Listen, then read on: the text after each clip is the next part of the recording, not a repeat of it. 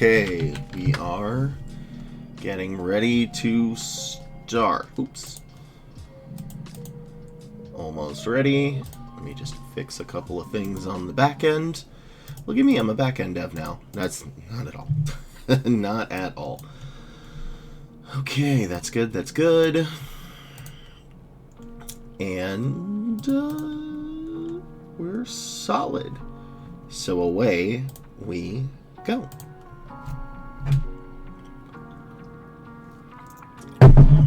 Welcome, everybody, to the stream. We have a person that submitted their resume, and I will be honest, they put all their information at the top, so I cannot click down from it, unfortunately. So we're gonna have to do this resume based on what this is. So, which is a senior data analyst.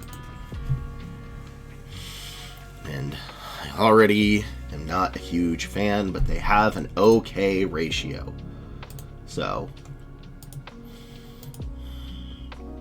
alright, I guess we're just going to begin where we begin. Words do not work. We have a resume of a senior data analyst. So the last one was a data analyst. This one's a more senior position. Keywords aren't really going to change. Maybe you want a little bit more leadership, depending on if you're going to like a lead data analyst versus like a more hands-on senior. But you know, it's really going to depend on what kind of job you want. So still SQL, Python, R, data. And this person actually has an okay ratio. They have a 58-1, but I will be honest, I don't know if that is enough of a sample size to make a real decision. So I'm going to be judging it, and I also cannot move the resume because they put all their information on here, and I'm not going to show it. So the first page is what we have to deal with, and I cannot click on it. So please scrub your personal information up at the top. I don't need to see all that. I don't need to know your address, nor does anybody else or phone number. Just make sure that is scrubbed before you send the resume to me. I will be doing my best to keep it not out in the open, but you know, mistakes can happen, and I don't want that to happen. So let's dive right in. Data-driven professional with expertise in machine learning, data engineering, business intelligence. Skilled in design, scalable data platforms, ETL pipelines. Actually, that is one that might be a keyword for this. Architecture, big data, Python, SQL, Tableau. There we go, good. I shouldn't have to go halfway through that. Data, Spark, Hadoop. I mean, they got most of the keywords right, but I don't know if that's needed. Like, really, you don't need a summary. Most people do not need a summary. A summary is for if something is critically wrong with your resume. If you were a senior data analyst and you were transferring to be a fighter pilot, which I don't know how to make a resume for, then you would need a summary that says, you know, senior data analyst moving into fighter piloting. I don't know. I'm sure somebody who was in the military can correct me about how that works, which actually would be kind of interested to know. I know not anything about military recruiting, at least on the internal side. So, and then you have the skills, which are correct. I'll be honest. I'm not a fan of this because it's so many lines, but I will give you points for at least getting the correct ones. So then we go to the actual experience, which again, I have to go almost halfway through this resume to get to that. The bullet points are what you want. The bullet points are your main course. So optimize transaction monitoring using Python machine learning algorithms, good. Reducing false negatives by 30%, the implementation of predictive models. That predictive models is something that can be there. And anomaly detection techniques is not. Developed automated dashboards. Boom, dashboards is good. And reporting system with SQL and Tableau. Streamlining data visualization. Perfect reporting workflows resulting in a 15% reduction in reporting time. That's fine. I don't think it needs all the percentages, but I'm just going this and like, I don't know why you needed all those things at the top. Your bullet points are actually solid.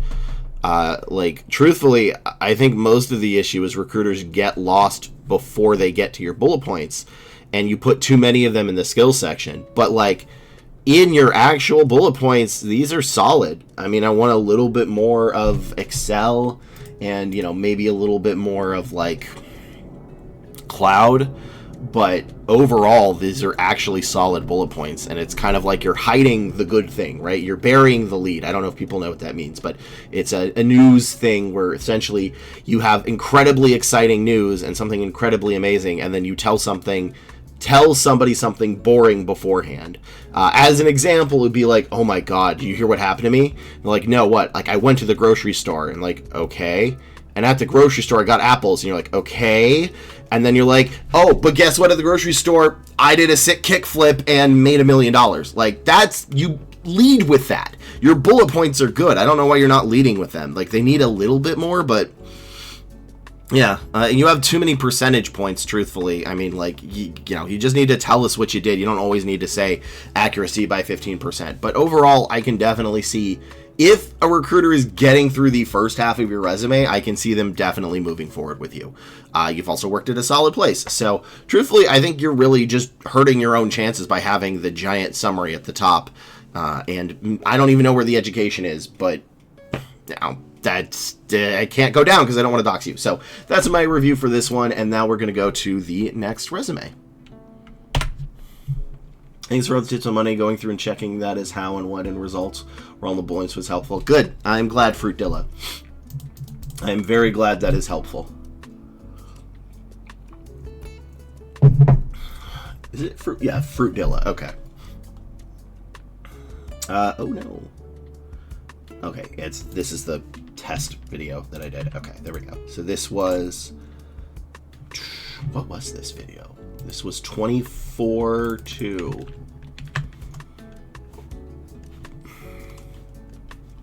24/2. Okay, cool. Let me mark that.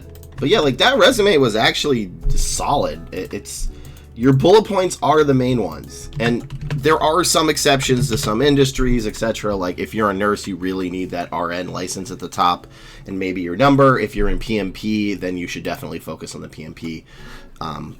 But you know, don't bury the lead. Your bullet points are what people want. If a position asks for X years of experience and qualifications, you have less than that, is it still worth applying? Ask for 5.7, you example of 3.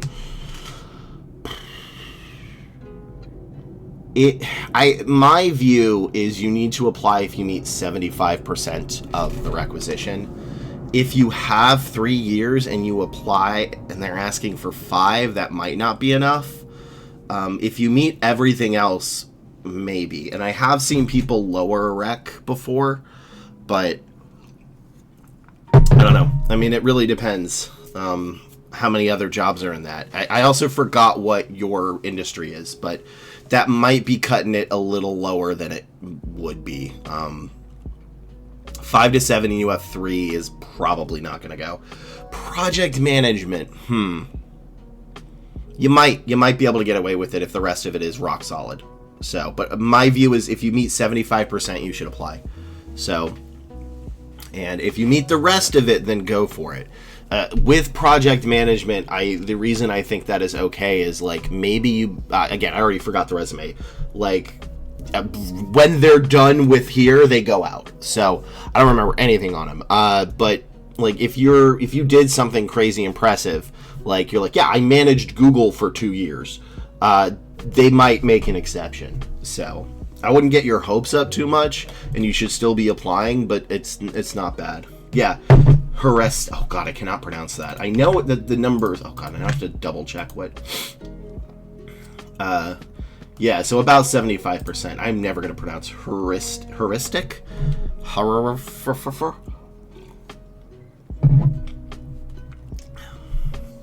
So that is my vote of what to do, and it usually is pretty correct, I'd say. I also think it depends on your market again. So I think like Hugh Jackman, heuristic. You know what? That makes sense. Thank you, Hugh Jackman. I like that. So, but yeah, it really also, again, like if you're a CPA and you have 3 years and they want 5 years, you should probably apply. If you're like, you know, a front-end software engineer and they want 5 years and you have 3, it may not be as much. So again, it's a lot of, I'm going to say leverage here, a lot of it is based on the leverage you have in the market, which is sort of like, the way I like to think of it is, I don't know if anybody has played D&D here before, but if you haven't, most everything you do is rolling a 20-sided dice, and to get better at the game, you add modifiers for it. So like, as an example, to attack an enemy, you have to roll a 15 or higher on the die, which is a 25% chance. And in a tough market, your chance to hit the enemy, in this case get a job, would be a 17 on the die instead of a 15. But with a good resume, you raise the chances of doing that. So that's kind of how I view job searching, is there's a lot of extra variables. Project management, especially like, you know, PMP. So like in an accounting right now, they're rolling a d20 with a +5 modifier, right? They only need to hit a 5 on the die. While like, you know, people in IT need to roll 2 20s in a row. So that is how I view it, because even with a good resume, like I hate with it, like, you can increase your luck, but there is still amount of luck to it. And I think recruiting in general is sort of like professional gambling, because the worst recruiter in the world can make a placement over the best recruiter in the world. That's just a fact. They could get very lucky, but the best recruiter in the world is going to make more placements over a longer period of time than the worst one. And like, you could call, it's sometimes like the best recruiter calls them at like 10 a.m. They had a meeting until 10:05. The next person called them at 10:04, so they got out of the meeting, and then answers their phone, and they go with that recruiter. So there's a lot of luck, but there are ways to manipulate your luck. So it is both a skill and luck. It is both. And, you know, that's why I try to do this, because, like, you know, there is no, even the perfect resume may get unlucky. You apply to a role, and then the recruiter accidentally clicks the wrong button and doesn't see your resume. You know, human error can happen. Or alternatively, you apply to a role just as the prime candidate got declined, and then they see you right there and nobody else has. One of the ones I feel the worst at is, I once had a candidate accept an offer. And when a candidate accepts an offer, you close down the rec. So the candidate accepted it. I clicked the button to go to the rec. And then in the process of me clicking that button, somebody else applied literally 10 seconds before I could shut down the rec. The page refreshed and somebody applied. And that person is probably like, oh my God, they didn't read the resume. It's like, yeah, because I was going to shut down the rec. And that's just bad luck. So timing matters, luck matters, and skill. And it's when a combo of timing, luck, and skill combine that you get a job. So that is my view. Who is the next one? We've got an IT manager, which is a solid. Truthfully, they have 100 to 4, so that's 25. Like, That's a good one. Yeah.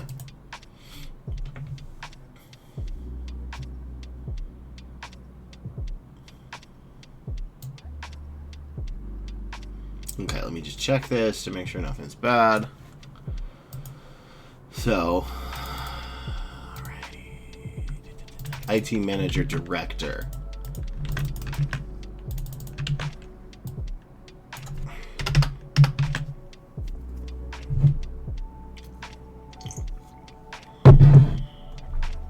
See, do they have a PMP? No, but this is also a case of where you don't necessarily need the education up top because they are a project manager, and you know, they graduated in 2017. They are past that. So let's see, project manager or director. Let's see if I can actually find some of these positions.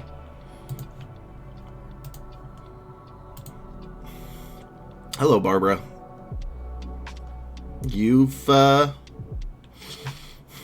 I don't like your job description, Barbara. I'm sorry.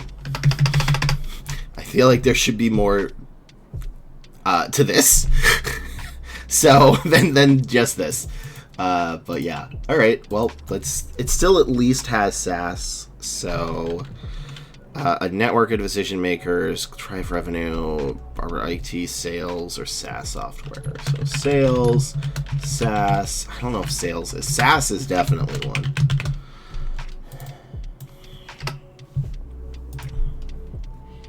Information technology manager.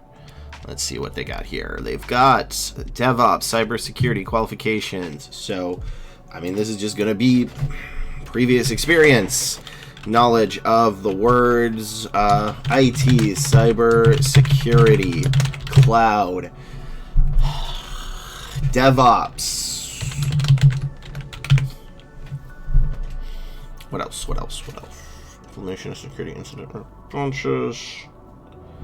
Let's see, security maybe. Okay. Anything else? Here it is. Wait, no, I saw it. Convey complex topics to non-technical stakeholders. This is going to be critical. I don't know if that's fully showing. Like that can get you a job in most places. The ability to convey complex topics to non-technical stakeholders, which is technically what I do on this channel, is I explain the complex topics of recruiting in a way that is understood by people that do not know what recruiting is. And then I think this is going to be, you know, how you led to success. DNS, hardware, software, HP, full-time SaaS, IT manager, directory. I mean, those are just going to be, it's very going to differ. So CMM, PMP, 360, IT manager, train employees. Let's try this one. Let's look for director as well. IT director. Oh, there's not a lot. So, director of IT, minimum information, minimum of 5 years leading. I mean, it's, yeah, how do you... Valid driver's license. Interesting. Information only over one large multi-function, core competencies, primary office, field senior director of technology. This might be a little bit more than they're looking for. Extensive Shopify, A/B testing, UX designs. Yeah, this is going to be hands-on versus hands-off, hands-on versus hands-off. So, all right, let's do this one. Make sure music is playing. All right, good.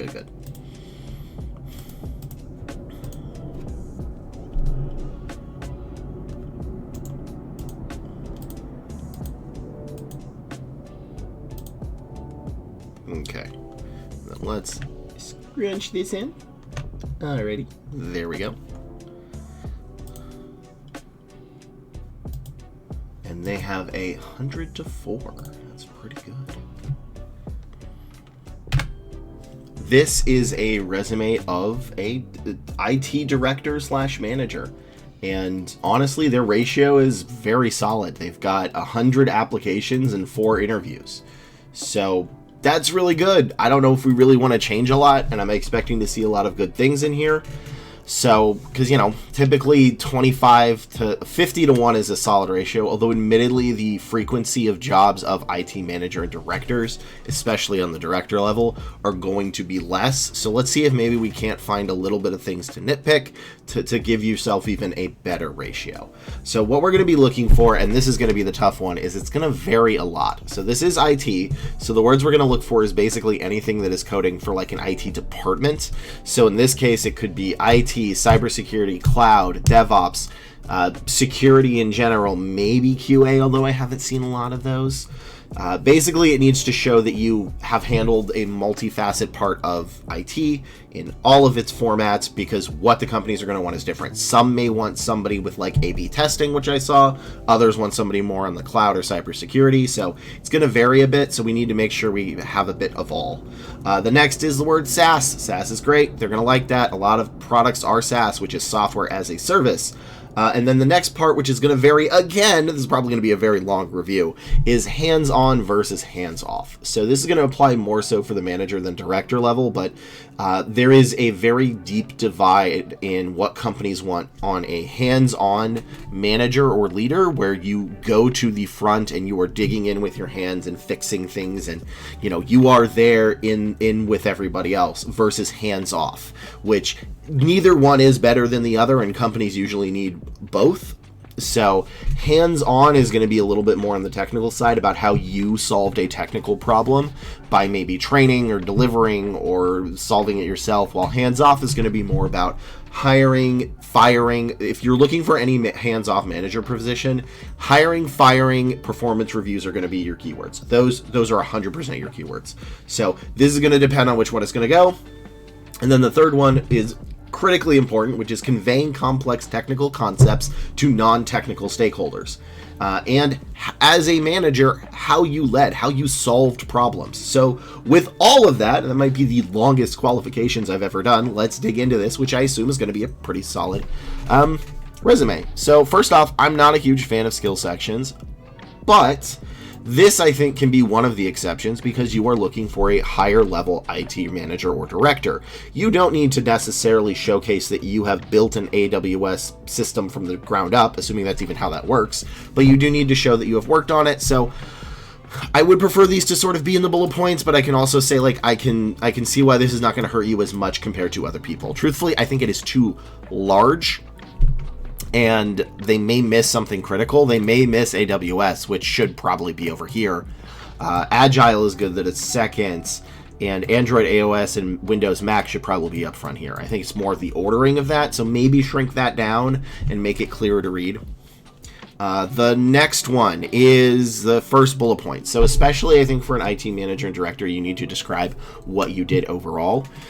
Because, again, this is where it differentiates between leading from the front and leading from the back. So the first one is saved 25% in annual SaaS expenditures by orchestrating a comprehensive optimization initiative, scrutinizing licensing agreements, negotiating favorable terms, aligning IT needs. So that is a very good bullet point. I don't know if it should be your first one. It should probably be your second one. I would prefer a summary sentence. And in this case, what you can do is, for a hands-off, what you can say something like, was in charge of an IT department of X, where I hired, fired, and gave performance reviews, along with negotiating, and was in charge of X and Y. Just a very, very brief summary of what you did, because this doesn't tell me how many people. That department that you were the IT director on could be 2 people, right? Companies have different things. I need to know. Did you do the hiring? Did you do the firing? Did you coach? Did you train? So those are going to be important in the summary sentence, and for at least a hands-off manager. For a hands-on manager, you want more like led a team of 3 where we took down complex coding problems, da-da-da. So the second bullet, this I think is a good bullet point though. And this is the case where percentages are easy, because this makes sense to a layman. You save 20% in annual expenditures by doing X and Y. So this bullet point alone is phenomenal. Spearheaded performance monitoring, technical documentation, alert fatigue, and overhaul team performance via agile training, agile project management, and technical roadmaps to improve client retention and revenue growth. I think that's solid. I don't know if you need to use Spearhead. I think you could just say like lead performance monitoring, right? It's a little simpler, but you also use lead later. So lead process automation strategies to implement alerts, monitoring reporting systems, which health endpoints to missing SL compliance. So here's also what I'm missing a little bit is what was this tech stack? You don't have to go into crazy detail considering this, but like what kind of tech stack was this? What kind of thing? All I know is it's a SaaS expenditure, right? No, in fact, it was SaaS expenditure that you stopped. Like, I don't know what your company is. And that's pretty important because a lot of these managers level director, they want to know that you've done it in a similar environment. Have you worked cross-functionally? As the IT director, did you work with marketing to get a plan off the ground? So that's sort of what I'm missing. I don't think these are bad bullet points, and I can definitely see where you're going forward, but I think it needs, like I said, a very quick summary, just where you worked cross-functionally, you led the X amount, just to give a broad idea of what it is. Because I don't know... I know you led training. I know you reduced SaaS expenditure, but I don't know how many people you managed. I don't know how many people you were in charge of. I don't even know the product it was. I don't know what DMIMPT is. Okay, I can't pronounce that, but that's separate. So, you know, also, I do like how you did this. This is very clear and concise. Even though there are two, it shows where you were doing it and what you were doing it. So, streamline IT onboard experience to accommodate headward. Yeah, like, here's the thing. I don't know what you do. And a hiring manager I may bring this to a hiring manager and say, hey, they have the skills. And then the manager says, well, that's cool, but they worked in a department of 2 people. Like, there's only 2 people. So, I've spent a lot more time on this than a normal recruiter would. I don't think it's bad. I think the fact that you've gotten 100 to 4 is solid, but the amount of these roles out there are very small, so I want to give you an increased chance of how to do that. This may be a case where you need to come onto the channel with me and work on some of the bullet points. So, yeah. So I'm also not a fan of the blue, but I don't even know what you do. Right here it is: evaluated, hired, mentored, promoted, and modeled career paths. So this should be hired, fired, and performance reviews are going to be the key one. Promoted is fine, and this is also fine. But like, I don't know what you do. I don't know I don't know if you work cross-functional. I don't know if you how many people are under you. Is it 3 managers that manage 1 person? Is it 3 managers that manage 500 people? Or is it just 2 other people with you? So I need to know more, because that's going to very much... I know recruiters and managers are going to come back to access. So I can definitely see this moving forward, but I want to give you the best chance. So that is my review of this. Mostly a yes, but those little nitpicks that we can go on, and this is probably the longest review I've ever done. So as most recruiters are only going to spend like 15-30 seconds. So, all right, let's move on to the final resume for this video. All right, back. Hey, another day in unemployment land before jobs start. Oof. Yep. Another day. I mean, it's really sucks because like that you all found me now, because this is just the dead zone. Like, there's nothing that's going to happen until like January, February, although I have a gut feeling it might not be, that the normal hiring spree is going to be pushed to like April or May. So I think the normal biggest hiring boom of the year is going to be a bit delayed.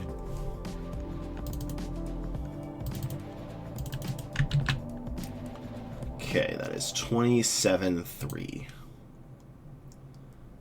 27.3. And just go to the video. 27.3. M. Even though they're both M's. Right, move that. Videos, and we're good on that one. So, but everyone is laid off. Yeah, it's true. Like, for real, the holidays are like the biggest layoff time of the year. I mean, every time I've gotten laid off, I think it's been around the holidays. It's been November, December-ish. In fact, let me look at my own LinkedIn real quick. This is why I actually really like LinkedIn, is I can't remember any of the dates on my own job so that I've done. So I'm very glad that I could write it down here and it's done. So I was laid off in September. Then I was laid off in... would have been March, but I left, and then the other time it was December. Okay, so only 2 out of 3, actually.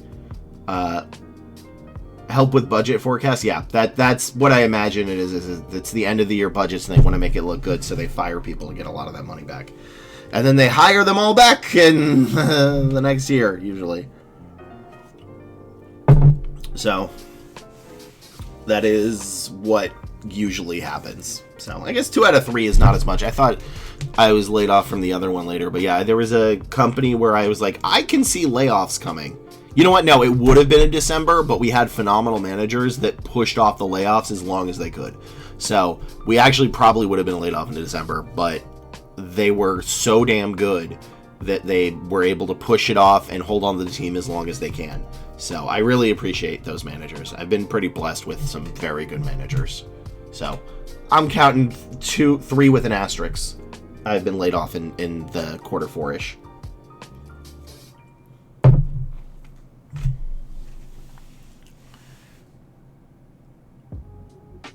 Oh, he is, for once, not sleeping under the bed. He is knocked out. Knocked out, this dog. Hold on. Can I get a good view of him? He is unconscious. There's my good boy.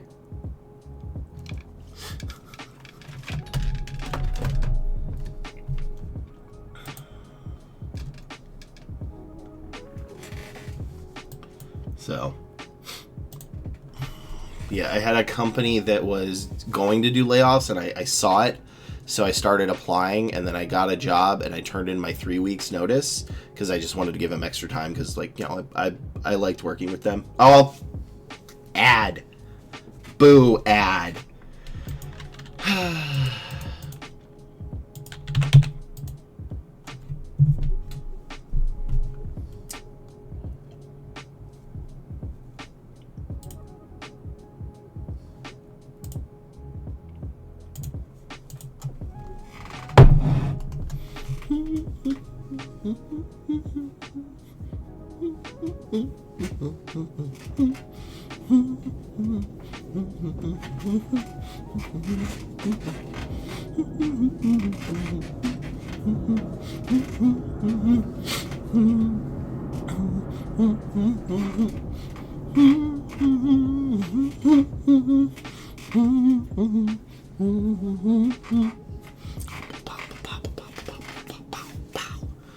Alright, what is the last one?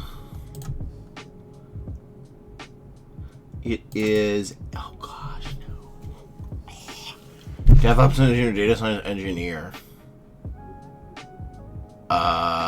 Give me like 30 things.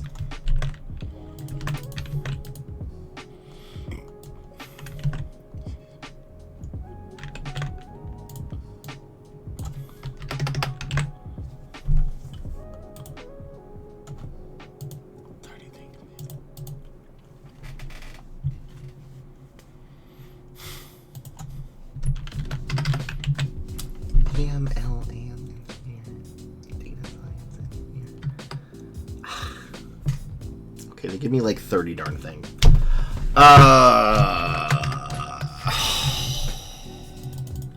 Those are very different jobs. Those are very different jobs. Okay.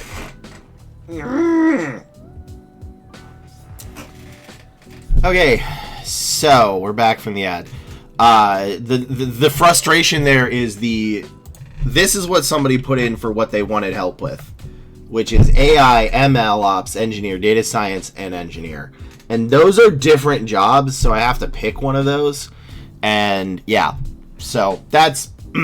But yeah, the thing I was saying before was I saw layoffs coming in like November, December, and the managers were good enough to push it off. So when I found another job in March-ish, I turned in 3 weeks notice because, you know, like I didn't have to. Technically, I could quit day of, but like those managers were good to me, and I wanted to make sure, you know, that I gave them the courtesy of that because I knew it may happen.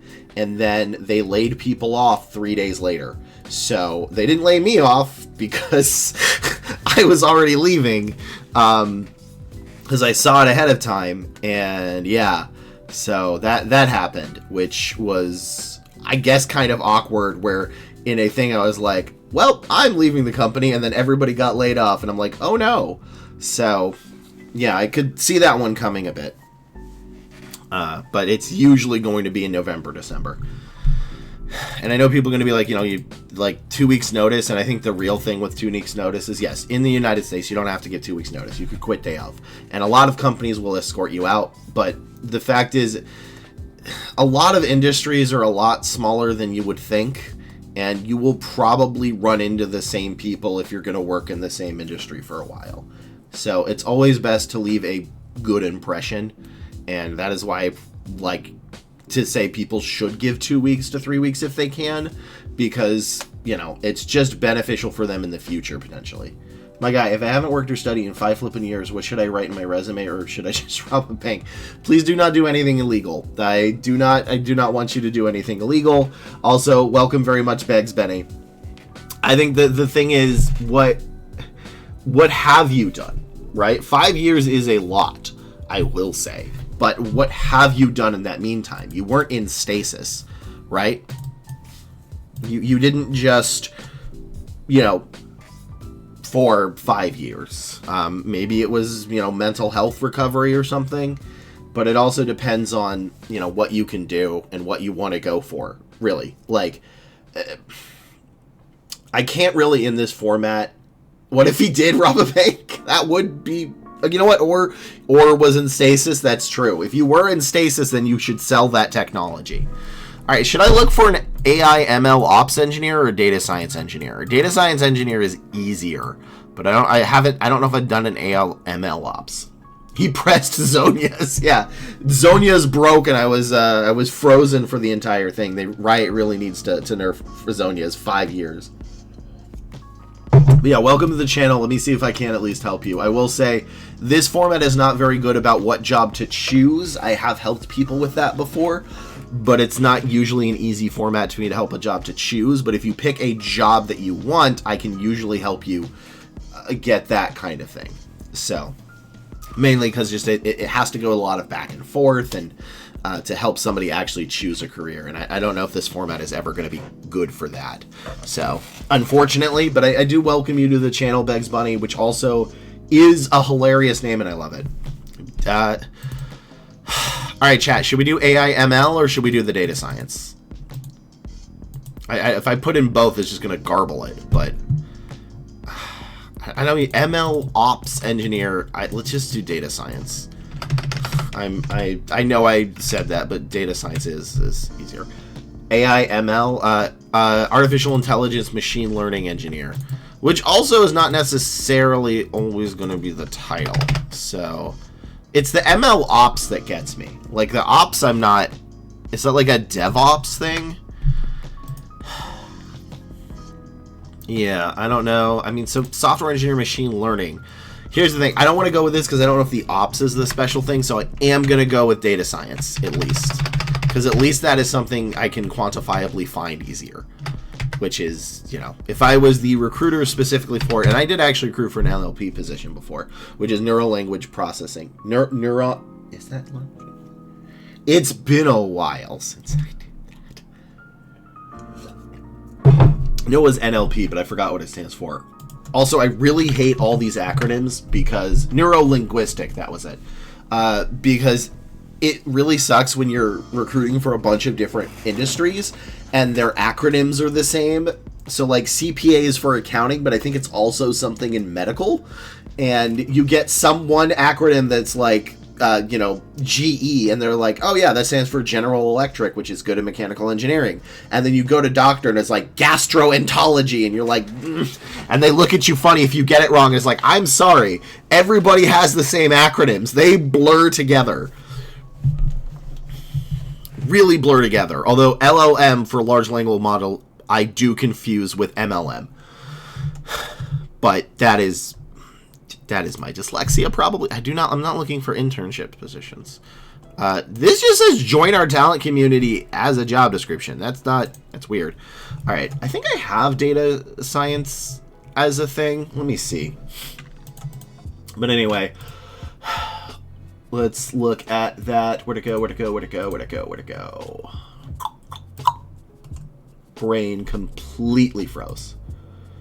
I do not have data science. I should. Data science is kind of a common one. Data scientist. They did want data science engineer, right? Data science Is that going to be different? Software engineer, machine learning engineer. All right, this is... Oh, ability to maintain a DoD security clearance is required. Has anybody ever gotten those? Is it difficult to get those? I haven't really worked for this type of the government for like security clearance. I did work for part of it at PPG, but security clearance wasn't required because they did like manufacturing for like the planes, so you had to follow certain rules and restrictions. So I thought that was interesting. That the rules and restrictions for it, even for a position that wasn't like high up, like if you wanted to be a machinist at certain plants, you needed to do certain things a certain way. Otherwise, there's lots of lawsuits. So,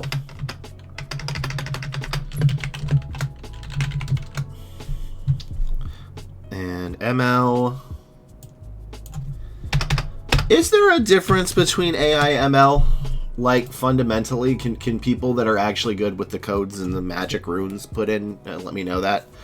Like, because again, I know what to search for. I don't always know what they mean.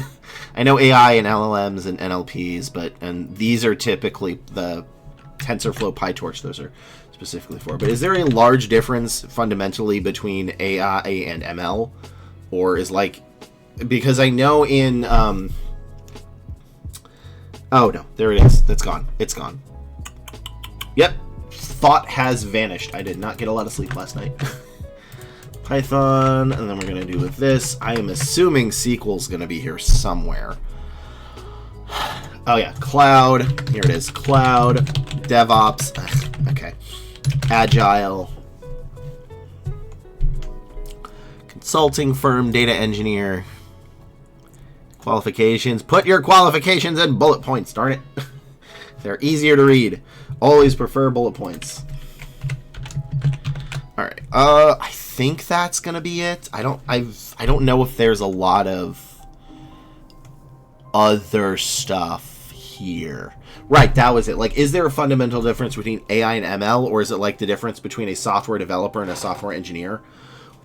Excuse me, where they're both technically different, but very rarely ever used different.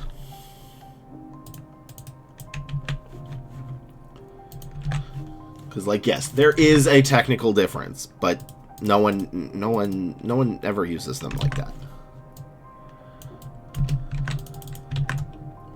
Like, I've never seen somebody be like, actually, I am a software developer, not a software engineer.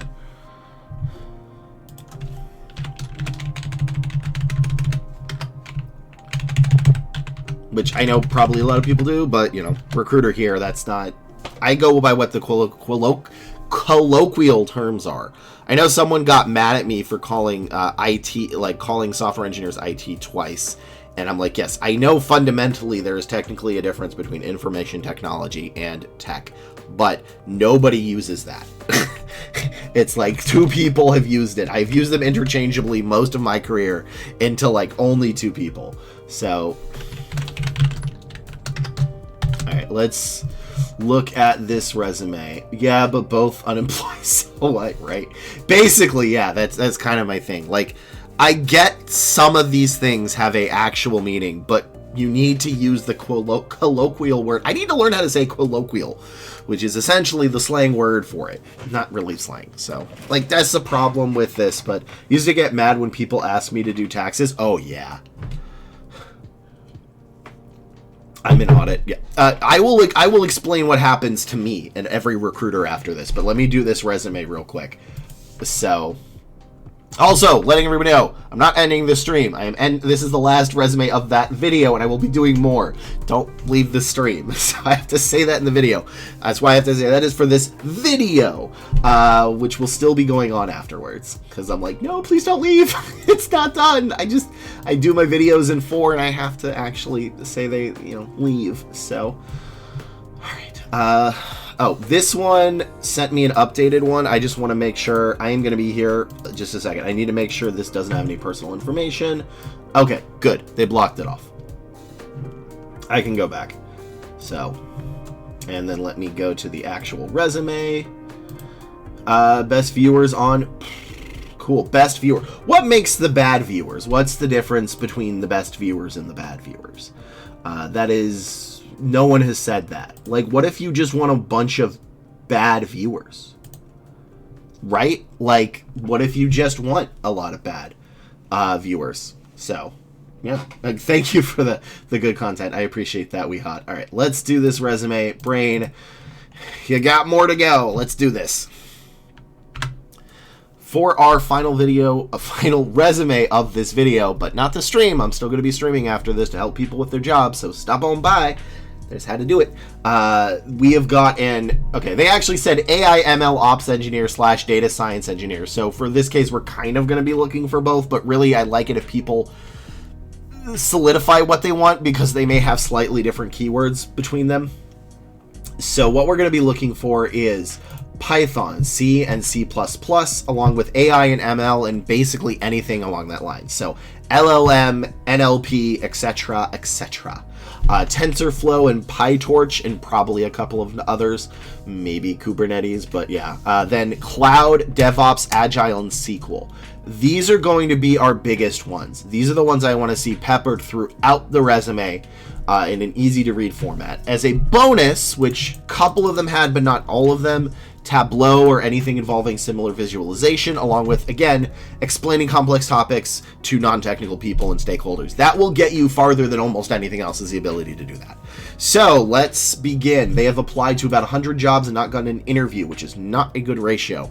Even though IT and tech is bad, we still want to get at least a minimum of a 75 application to 1 interview. Ideally, it's 50. So, dedicated AI and ML ops engineer blending expertise in data science, data engineering, cybersecurity with a foundation DevOps methodologies. Okay.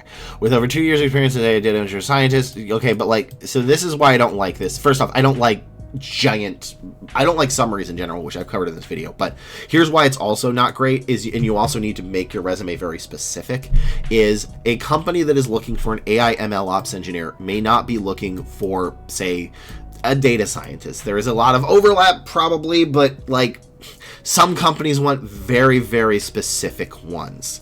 And it's important to do that. So if a company is looking for AI ML primarily over like a data scientist, you also don't know how many years experience you have with each.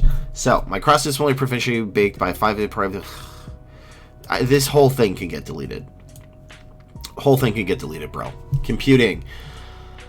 So why do you have this and then this? Okay, I don't like the last video to be me being mean. I don't like being mean. I just want to be honest. So, and operating system, Max Linux, Python. I mean, look, there's so much here. If a recruiter, right, or even a hiring manager is going to look for somebody with strong Python that has used cloud and agile, it's highly likely they can't find it in here. I saw cloud somewhere in here, and now I can't find it anymore. Here, SQL, all the way over here. Python is solid, but where is the cloud? I know I saw it, but now I can't even find it. So this all needs to be deleted. This honestly, this is why you're not getting any jobs. Your entire first page is unnecessary. I slammed the desk by accident. So this is where we're actually caring about.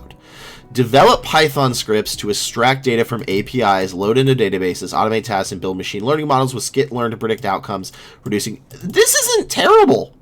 This is not bad. Why do I have to scroll all the way down here to get to this? I would have preferred a little bit more of the tech stack and maybe a little less percentages, but overall, this is a solid amount. This is okay, but this also is a little bit more that I'm looking for on the back-end side rather than, you know, ML data scientist stuff, because remember, these are going to be the keywords right here. This is the only thing I really give a darn about. Employed pandas. I know that means something, but that makes me giggle. Employed pandas to eat a lot of bamboo. For data analysts, this is fine. Manipulating visualization. See, this is good. This one is solid on a data set with up to 5 million rows. Okay, cool. Do not double your bullet points, though. This should be one sentence. One sentence. It could be a long sentence. It could be a run-on sentence. It could be a 3-4 line sentence, but it needs to be one sentence.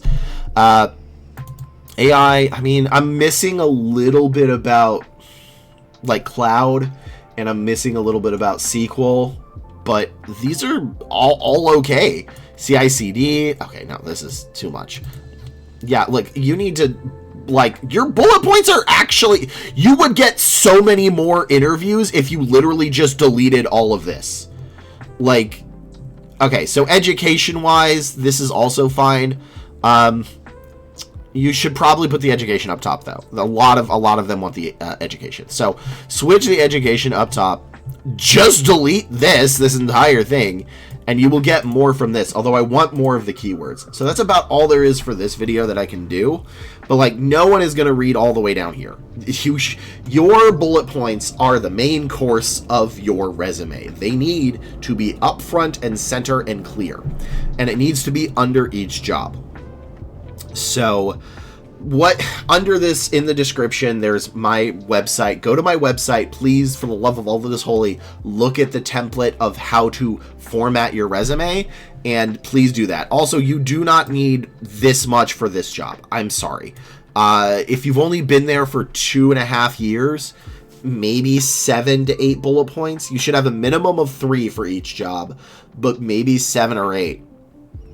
So it's so much is off with this, and it's primarily just a formatting, and all of this is not how we do it. So please resubmit it, and I will re-review it. But right now, no one's going to go all the way down here. And if they do, they may see AI, and then that's all they're going to see. So what's going to happen, they're going to look at this and go, oh, cool. Okay, AI, where is it? I don't see it, I don't see it, I don't see it, I don't see it, I don't see it, I see it. Okay, here. I don't see anything else, reject. That's what's going to happen. Make it clear, make it concise. Pretend you're writing your resume to the person that you talk to and that you say, oh, yeah, I'm in, I got a degree in computer science. They say, oh, can you help me turn on my monitor? That's who you need to write your resume for.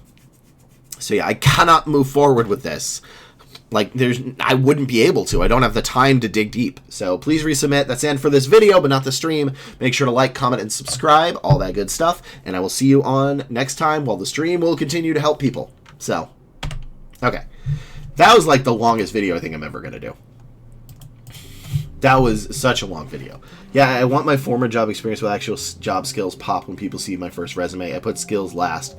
Yeah, and I don't even know if you need, like, I'm very iffy on if you need these, because managers typically don't like these giant ones. Now, there is a separate format that does work, I will say, that I haven't talked about on the channel because it's kind of a nightmare to teach, and I haven't found a way to do it. And it's really only for people that are in, like, the high-level managers or, like, 20 years of experience kind of thing. Which you do it in a completely different way, but if you ever combine those, it leads to disaster. So yeah, there is a separate one. I haven't been able to really find a way to teach it. Yeah, I think that's fine. I think we're going to get it to fill up a page. Also, thank you very much for the subscribes. Pyramids? San Francisco Pyramids? I don't know. How do you gauge whether a staffing or recruiting firm is professional and good? It seems like there are many scammy ones.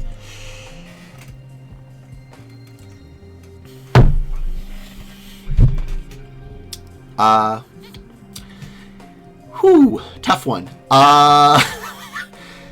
Honestly, if they can get you a job you want, that's kind of the only metric. I know that's not very helpful, but if they, like 20% lead posting for scammy looking ones, yeah.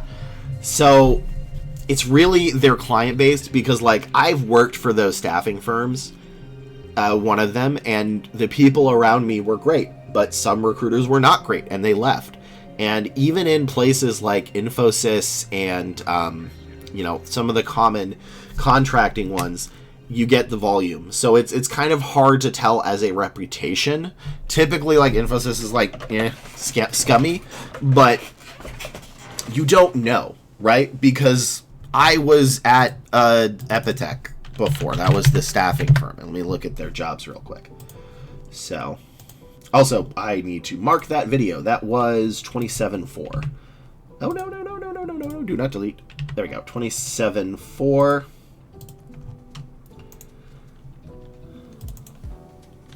27.4. 74M. Okay, there we go. There are some staff augmentation organization gives you a 30-minute sales pitch about their company. When you see on Glassdoor, a call comes up. Yeah. What info should you be comfortable giving? That's a tough one. So, like, when I was at Epitech, which you can see up here, I may have made this job posting, which is, I don't know who this person is. Wait, maybe I do. I might have met that one. I'm not sure. Hi, Samuel. I'm not sure if I met you. This is a solid job description, right? This is for staffing, most likely. I don't know what client this is because I didn't work in the area. Maybe it was something, I don't remember. But this one is made by another one, Patrick, completely different. So both of them may be phenomenal recruiters. One has a better job description than the other, but that's not necessarily how good they are at getting you the job. I mean, really, the only thing is, can they get you the job? And when I was at Epitech, I recruited for Caterpillar, and Caterpillar required you, before you could submit anybody, to give their last 4 digit, their birth month and year, or birthday and year, one of them, and the last 4 or 5 of their social. And that was tough as hell to get, because obviously, why are you going to get that? I don't know. Their ATS just worked like that. Now, well, I think it wasn't I think it was birthday and month, not year. Again, I did that like years ago. But they had another client that required the entire social. And those were legitimate jobs. They were staffing, and they required it.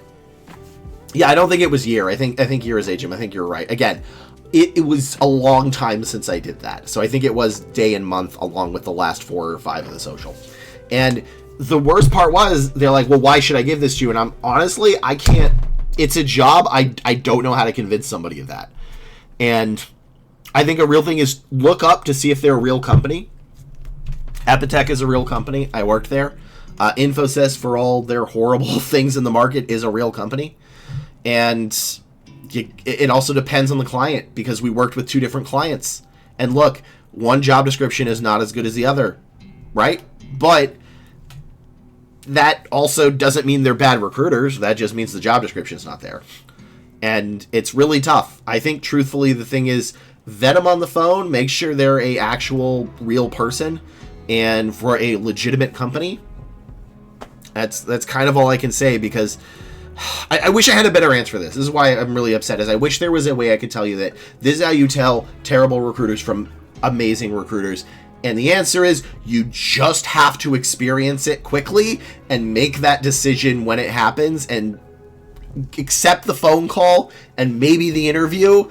And I don't know if there's a good way to do it, because I was a good recruiter. I like to think so. I got a lot of people jobs, but, you know, Bob 3 floors down may not be, but they still got them jobs. So I think the first thing is to check if they're from a legit company. Epitech, Infosys, despite whatever people say, and I actually did enjoy working for Epitech. I thought it was really good. I liked my bosses again. So, yeah. Anyway, my ex-manager is trying to get a senior or manager accounting job. Should she just only put her past 15 years? Yeah, I think so. Ageism is real. I'm never going to deny that, but I think a lot of the fact with ageism is sort of what we found with this resume right here, is they do this for all of them. Because they have 15 years of experience, it goes all the way down. And I think it's more of I think a lot of it is outdated, like resume writing.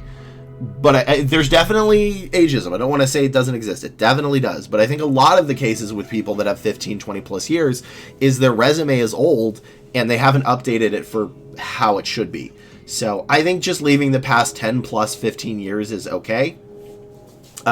Especially if you're going for a management job. So yeah, I think they should really just leave that. Because like realistically, even if you're a hiring manager, why do you care if someone did this 20 years ago? That's way, way different, right? You want to know the last 5, 8 years. So I think she should only put her past 10 years. I don't know if it's needed to go past 10, really. Like, I've never seen a manager go like, 12, they have all the experience, but I'm going to go back 12. So, the fresher the experience, the better. So I don't know if she even needs to go past 15.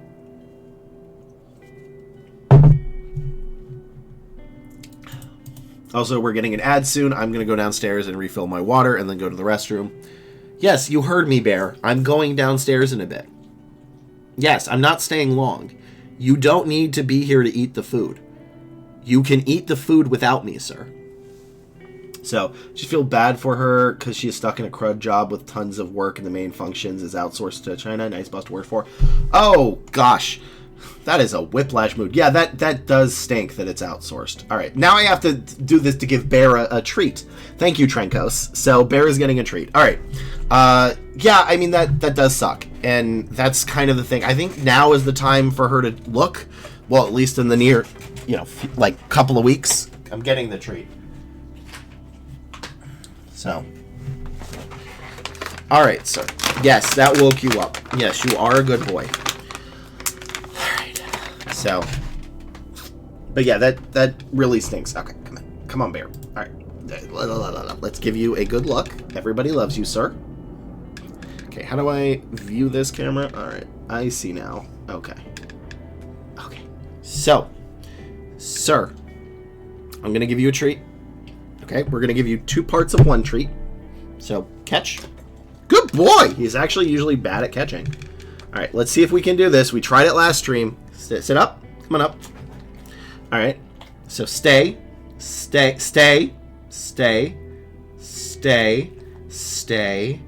Go get it. Good boy. Good boy. That's your good boy. Good boy. Yes, your boy. Good boy. He is a very good old boy. He's a good boy. That's why I have a little emote of him, which is somewhere here. And why is this cut out on my stream thing? Oh, give me the emotes. I like my little bear emotes. That's what you get for following. He's a good boy. Yes, I love you, sir. Now, I asked this of everybody in the chat the first time. How old do you think this man is? How old do you think this boy is, huh? Yes, I love you. We're gonna go out in a second, okay? I'm not ending the stream, but I need a break. But someone gave you a treat. Yes, I love you. He's your good boy. 8. Okay, that is a good guess. 11. All right, that is a good guess. He is 10, turning 11. So I think Strangeamison is the closest. I need an easier way to show him. So, yes, he's your good boy. He will not leave my side. He is my girlfriend's dog that has fully attached himself to me since I work from home. So my girlfriend said I stole him from her. So he is, and the training is, oh yeah, he is a baby. She trained him, so you can thank my girlfriend because he is very well trained, and that is all thanks to her. So, but he is an absolute baby. He is just the sweetest little big boy. Yes, he thinks he will sit in your lap. If you sit on the floor, he will park his butt on your lap. He refuses to not be around people. He will get upset if me and my girlfriend are not in the same room because he wants to be by both of us. He also thinks he's 5 pounds. He definitely has that small dog energy, despite being 100 pounds. So, because he is a good boy. Yes. I know you got a treat. Let me put the treat up because I don't want ants to get it. Because we have I'm not getting you another one. No, we have a certain amount per treat because you're not on a diet, but I do not want you to ruin your health. So that's why we have a certain amount per stream, sir. You do not get a ton of them. Also, you're a big dog, so they're not terrible for you. So, yeah, I love the big boy. He is just the sweetest little puppy. I don't have anything. Actually, my girlfriend took him to the vet a long time ago. And because he was acting a little strange, he was like that. And she was like, hey, he's just doing this. I want to check to see if he's okay. And the vet said, so technically, doggy ADD doesn't exist. But your dog has the equivalent of dog ADD. So when you can get his attention, he is very, very well trained and focused. But sometimes it takes a little bit to get that. And he will completely get distracted. So he has the equivalent of what dog ADD is, which I think is hilarious. he will just, and if you get a laser pointer, he will attack it like a cat does. So he loves little laser pointers. All right, that's enough for the bear. Yes, I love you too, bear. Let's see, what is the next resume we're doing? We did that one, which is AI ML. Oh, don't lick my. You have such a weird tongue. I love you. Don't lick my elbow. I don't want that. I don't want you to lick my elbow, sir. Okay. We were doing a data scientist. So, data scientist, which we will do after the break because I need to use the restroom, which maybe he does too. It looks like it. Sir, do not take down the light. Take your treat, your toy. Don't knock out the light. All right. I will be back after this ad. I think I need to let him out real quick. So give me like 4 or 5 minutes. And I will be back. Okay, sir. You need outside? Let's go outside. Come on. Restroom break for both of us. Let's go. Yeah, I know. I love you too. Come on. Come on.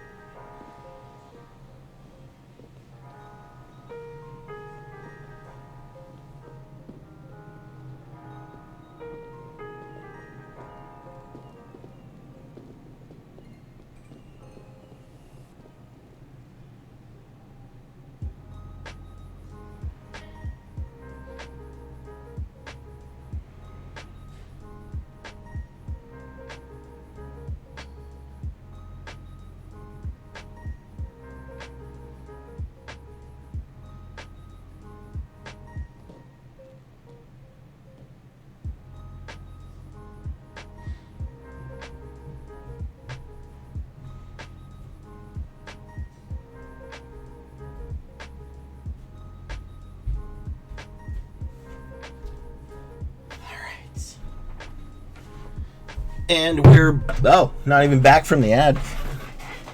Huh.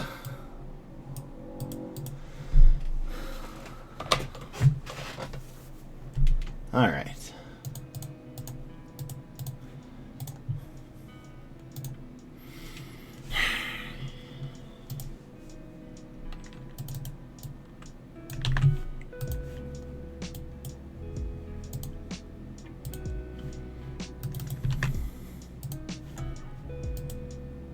Okay, we are back.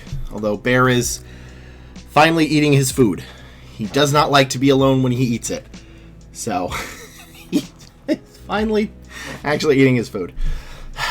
You have to stand by the bowl, otherwise he'll be like, oh no, where are you going? So, alright. We've got a data scientist. A data scientist. Why am I saying it like that? All right, what are we looking for in a data scientist? Data scientist? Data. Just got confused on how to like say the different words. All right, let's take that down.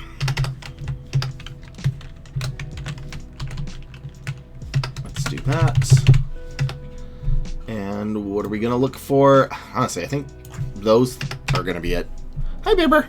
You back? Did you have a good food? Was it good? Did you finish it, or are you still waiting for me to come down to eat it, which I'll do Maybe after the stream for you, because you just refuse to eat alone. All right. As a bachelor's degree, R, Q, psychon. Yeah, okay, and R. So I think it's more R, SQL, and then bonus language. I don't know if anybody's going to understand what that B is for, but Java, C++,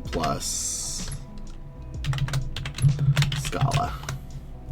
Data science, SQL, R, data annotation, computer vision. So then we're going to have AI, ML, business intent, Tableau.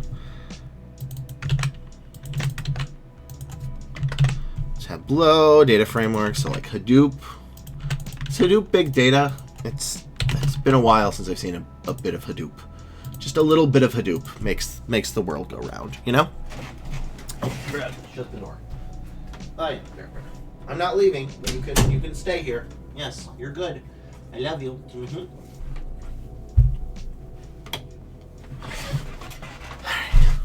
So, math skills, Tableau, Java, data annotation, Valiant, data science, data annotation. I don't know if I've seen a ton of data annotation in the other ones, but let's look at this. Oh my god. Nonpartisan, R, have R, available information, principles. This is not a good job description. Yeah, this tells me not a lot, actually. Not a lot. I do not like that.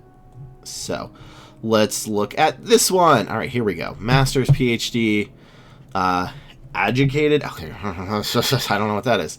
Data mining, data visualization. Did I already get data visualization? I did not. Data visualization is going to be important. That's going to be a keyword.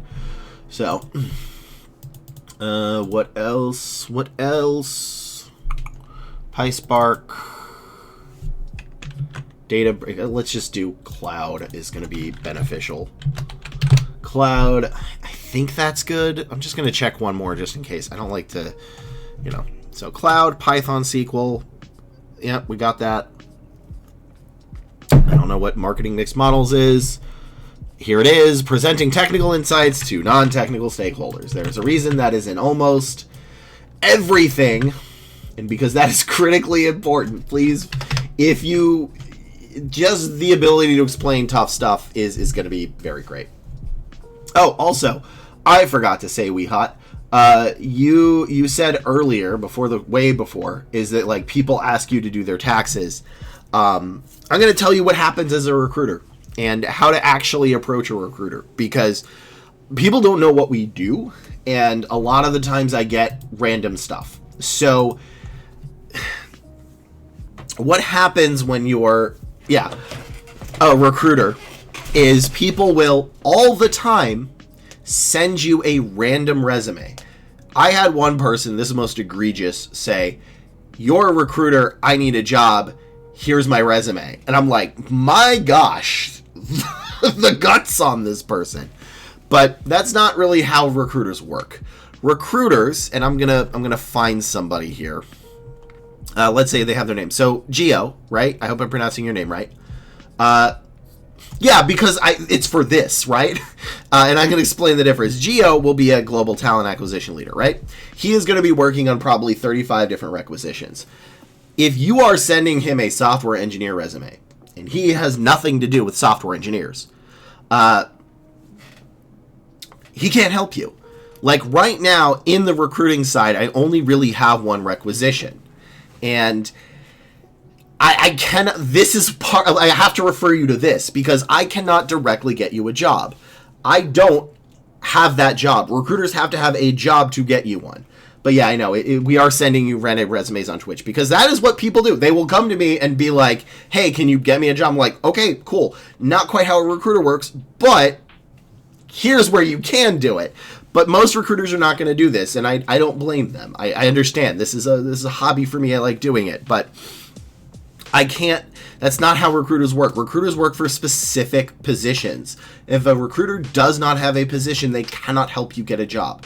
There is some small exceptions where candidates are in a hot market and their resume is not good, and you can sort of make a position for them or find one, but that's on the agency side, and that's rare.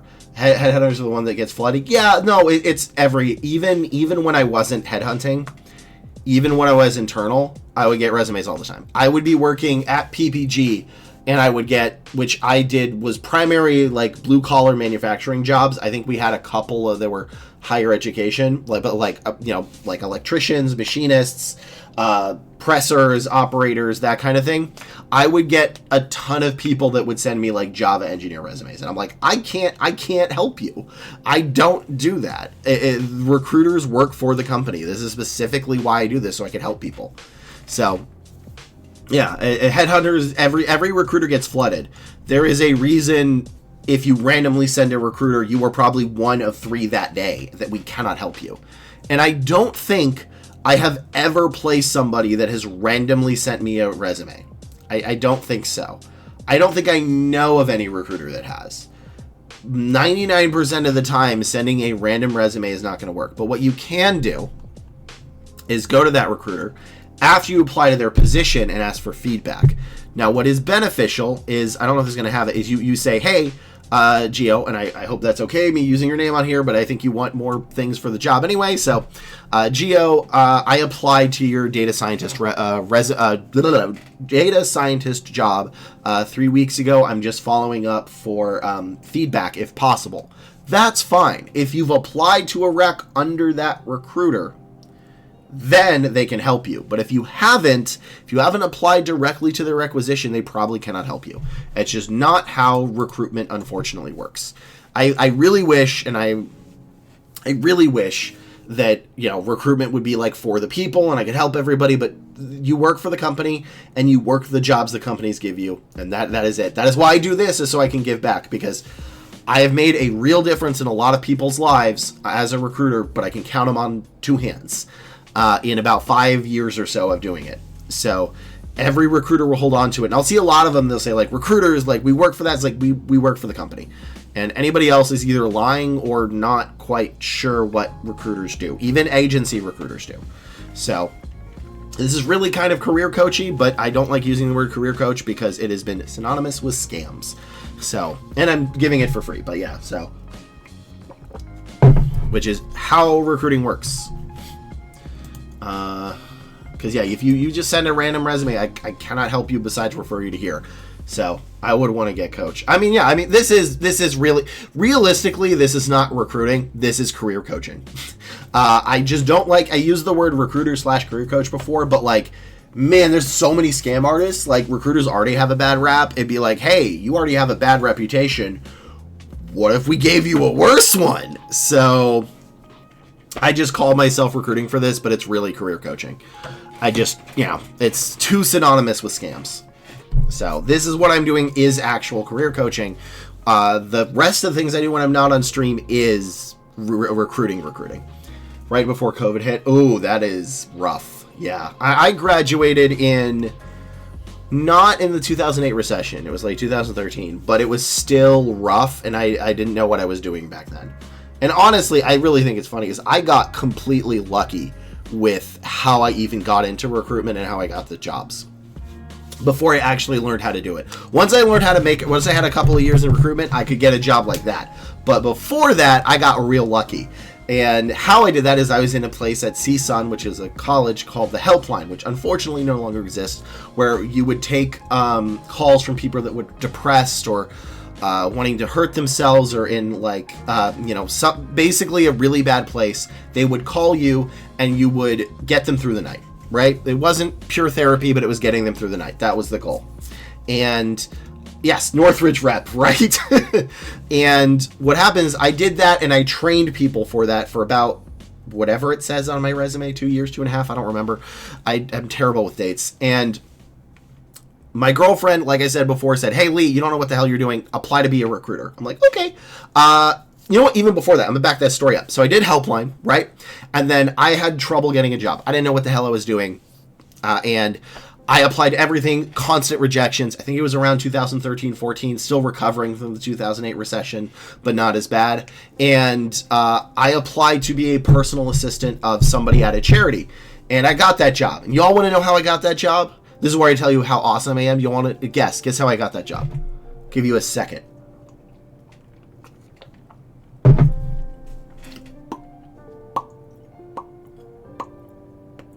I got that job because I was the only one of 3 candidates that applied. And of those 3 candidates, I was the only one that showed up to the interview. So I worked there for a while. And then I went to be a recruiter because my girlfriend said, Lee, why don't you just try this? Yeah, so and then I did. And the only reason I got that recruitment job was because they saw Helpline on that. And somebody worked there previously at Helpline and was like, you need to hire them, that was leaving. So, and that is how I got my start in recruitment. And even though that company didn't work out, that gave me enough experience to work for Epitech, where I actually became a good recruiter. So, as I say, a phenomenal resume can help. But also, there is luck involved, and anybody that says otherwise is lying. But it's not just luck. So, now it's like 1,000 applicants for one role.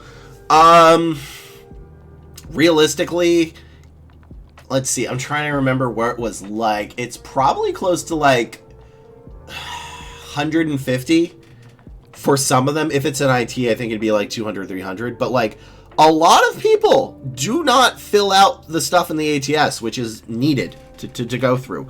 Tons of people don't. I think there's a drop off, and I don't quote me on this, but this is just like what I've done easy apply, and I've seen, go through Workday, and it's really like 1 in 10 people actually go through with it. Now, mind you, usually you're going to find a candidate within the first 30 or 40. So, but really, a lot of people refuse to go through Workday, and I do not blame them. It is a nightmare process. So, that's kind of the thing, is you got to apply where it's harder because there's less competition. So, let's do this resume. Everything good, everything good. Nope, I need to do that and go to here. And then let's go a little closer. Don't know why it zooms out all the time. And this is a data scientist. Brain, stop. Hey, Teddy Code, just submitted my resume. I've done big things in tech, but literally can't interview. So I'm about to do a resume, and I can help you out a little bit. There's still a little bit more.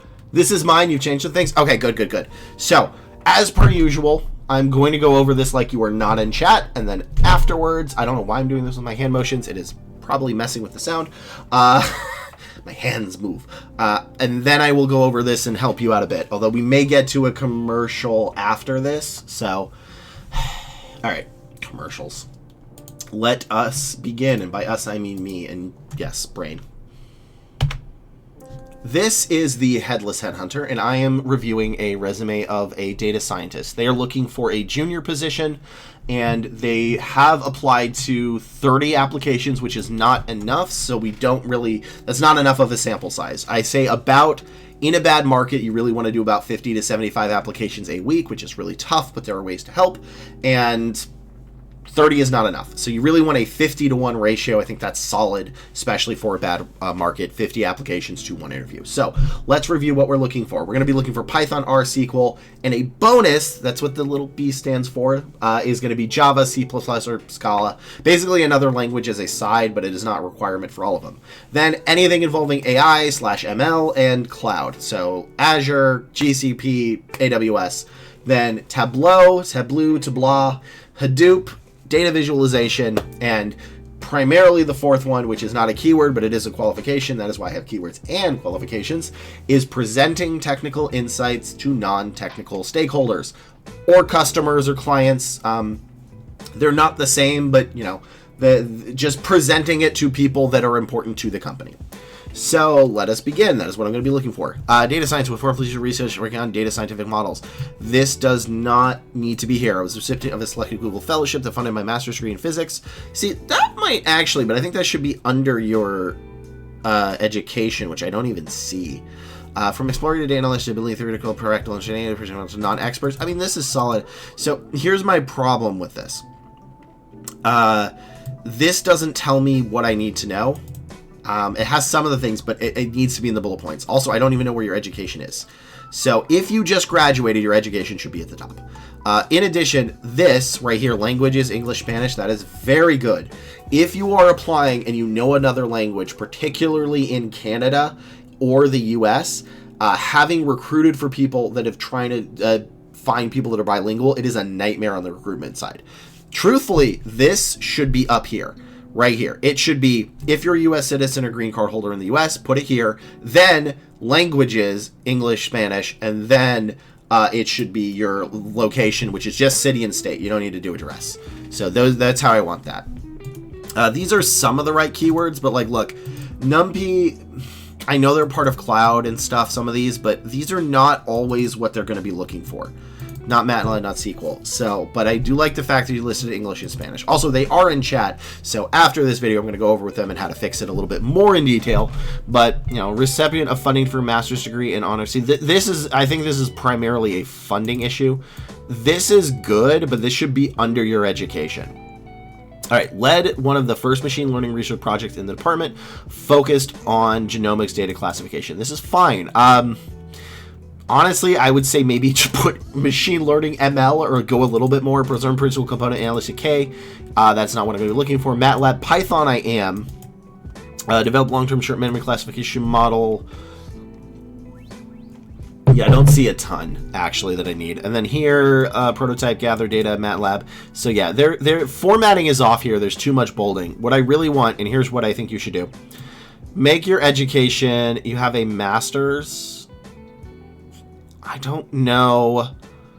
I don't know if you need to put your bachelor's if you have your bachelor's. So I think this is primarily a formatting issue and you need more keywords. So yeah, there's also too much bolding. So quite frankly, this is a case where you can check out my website's resume template. I think that'll be helpful. But then I'm going to end this video right now. I don't think I can move forward with this, but I can help you in chat at least. So let me go do that right now. And then we're going to go to the next video for this video. My brain did not work there for a second. Okay, back. Okay, I need to update my resume. Oof, let me resubmit with redacted info for stream. Thought it was enough, but this gives me more insight. Okay, cool. Well, like, I can still do what's there. So, Stranger, what we're going to do is I'm going to show my template, and this is what, I know you fixed some stuff. I just don't know what you fixed. So, here's what it looks like here. But yeah, Northridge represents. So this is where I want your bolding to be, okay? I want your first and your last name bolded. Then I want your phone number, email, LinkedIn portfolio, you know, whatever. And then I want your citizenship status, city and state, and then as a side, you can put English language. Then I want this to be bolded, this to be bolded. Ignore this. I need to delete this, actually. In fact, let me make a note to update my resume thing, because I've gotten better at teaching people this, and the tools used section doesn't really work well, truthfully. So let me make a, oh my god, there's so much this weekend. All right. Quick note to fix that. Fix template resume. Okay. So also you can find this on my second YouTube channel. So let me give you the link for that so that everybody can see the VoDs so you don't have to write everything down. I am a little, it takes me a bit to write things down, but I will eventually put everything down on this. So I move the stream every other week. I basically put all the streams here so you can look at this. But everything should be in Arial font. This should be 12.5 or 12. Everything else should be 10. Your name can be 14. You are going to put your other languages here. That is critically important. You want that up top. It is a nightmare. I have had to search for people with learning a second language before, and it is a logistical nightmare. I've done it once, I think, in Canada, which was like one of my only recs, and then once or twice for like Spanish. It is tough as hell to find somebody with another language that is bilingual. So that is a huge benefit. Even if the rest of your resume is mid, if they see somebody that speaks the language they need, it's a huge bonus. Now, I don't know how much of it is needed for Spanish, but still, it's important to have because you never know. Then work history is bolded, and then title of the company is italicized, and then you're going to follow with this format. So in addition to those keywords. that we have, which is here. In addition, your first sentence is going to be a summary sentence. I just need a broad overview of what you do, which you did, actually. This is fine. I like this. I think maybe you can add, you know, maybe a little more keywords to that, but overall, I actually really do like that bullet point. And how it's going to look is like this. So it's going to look like this. Here's your number. Here's the Gmail. Here's the LinkedIn. Or GitHub, or Portfolio, or Papers. Really, this is going to depend on your industry. For the LinkedIn, you might want to put your papers for it, because the managers might want to do that. So just like, you know, something. Then education certificates, no more than 3 lines. Graduated. I only say status graduated for people that have graduated very long time ago and don't want to age themselves, which is a thing. So, but if you just graduated, that's fine. You don't need you only need the year, not the dates. But then for everything else, you need the months. So it is very important to see. I think you did do the months. So yeah, it's fine. So then do all this stuff. And this is how it's going to look, right? This is for a barista. Baristas need all this stuff. I know, but the principles apply even if you're doing IT, even if you're doing tech, even if you're doing management.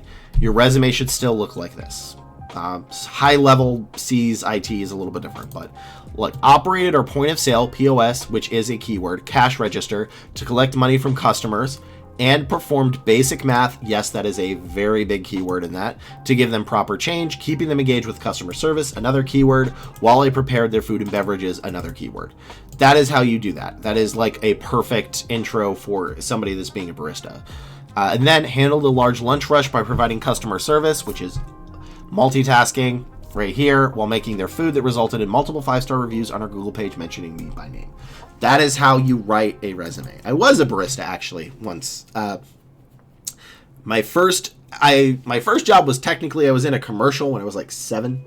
Then when I was like 18 or something, I was on the Teen Titans DVD as a voice, the menu voice, and then not for the second one because I wasn't very good. And then I sold shoes at DSW, and then I was a barista for a while. I really liked barista, actually. It was fun. So, would I do it again? No. But it was a good job at the time. So yeah, that is how I want you all to make your resumes. Because this is harder to read. This is a lot easier, and it's clear and concise. And 10.5 Arial for all of this. So, what is a good sample size to gauge whether 50 is solid. If your ratio should be about 50 to 1. Depending on the market. If you're a fresh grad and it's IT, 70 to 1 is solid. But I think if 50 to 1, and there are ways to, which I haven't done a lot because I've done mostly the resume reviews, but there are ways to find more jobs on LinkedIn, which I realize I don't have quite the setup for, but I would like to show it again after this. So you can do Boolean searches on LinkedIn, but you should be applying for about 50 jobs a week. And each of that should get you 1 interview a week. Now, again, we're in December, so it's really not going to count until the next year. But you want to get in the habit, and a lot of those roles that are still up and not canceled are going to start hiring those people, or start interviewing those people from now. It's not. Yeah, I will agree with you, Fruitil, is you can Boolean on LinkedIn, but it's not perfect. It's a little flawed. I don't know why. For things like cloud, do you think it's worth to get an AWS cert? I heard mixed things. I think, so the way it works for most things is previous work experience, then it's going to be projects, then it's going to be certifications, and then it's going to be like personal stuff. The exception to that is a PMP. If you have a PMP cert, that should be emblazoned, or CPA. So some certifications are better than other certifications. For AWS, if you don't have it in a work experience, I think it's sufficient to put it up there. If you do have it in a work experience, it's okay, but then your bullet points are the best. All right, Teddy, let me fix that up. Okay. What position did you apply for? Was it this, geez Louise. Okay, was it the senior software engineer at Disney? Okay, I will delete the first one. I don't think we're going to get to it on this stream, but I can do it on the next one. But I can at least coach that. Would you put less important certificates at the bottom and have them in 2 spots? Yeah, I think you can have other certs. It's just realistically, if it's not in the first half of your resume, it's not going to get read. Some exceptions obviously apply because no industry is the same, but yeah. No, thank you. No worries, Teddy, and I appreciate you two for being here and for, coming by and submitting this. I know it's public ridicule sometimes, but it can help. And, get more people to come by. I love to help more people. We're also going to get an ad in like 40 seconds. So, I mean, again, it's really the first half of your resume is the most important. You can have a 2-page resume, you can have a 1-page resume, you can have a 4-page resume. The most important part is the first half. So that's why I like this, is because it emblazons the first half of what you need. And that's the most important part. While this first half is I can't even get to the actual experience. So you can put other stuff at the bottom, and some managers will look at it. Some will like a larger resume, but ideally you want to make sure that the important stuff is in the first half. So they may pick over it and be like, oh, cool, you did that. But that's maybe in the second interview or so. So, just make sure it's in the first half. That's the most important half. Yeah, no worries. Come back again whenever. I will help out. I am here to help. That is my goal. 28-1. That was 28-1. So that will probably come out next week. Like a week behind with this. All right, there we go. Would it be weird to have an education and certificate set at the top and additional at the bottom? Maybe, but I think it will have served its purpose by that time, so that's okay. So, again, it's okay to have that. It's just you want to focus the important things at the top, and even if it'll be a little weird at the bottom, that's okay. It served its purpose. Be back.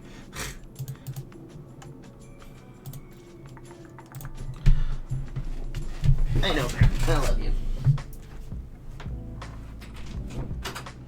I need to go to the restroom.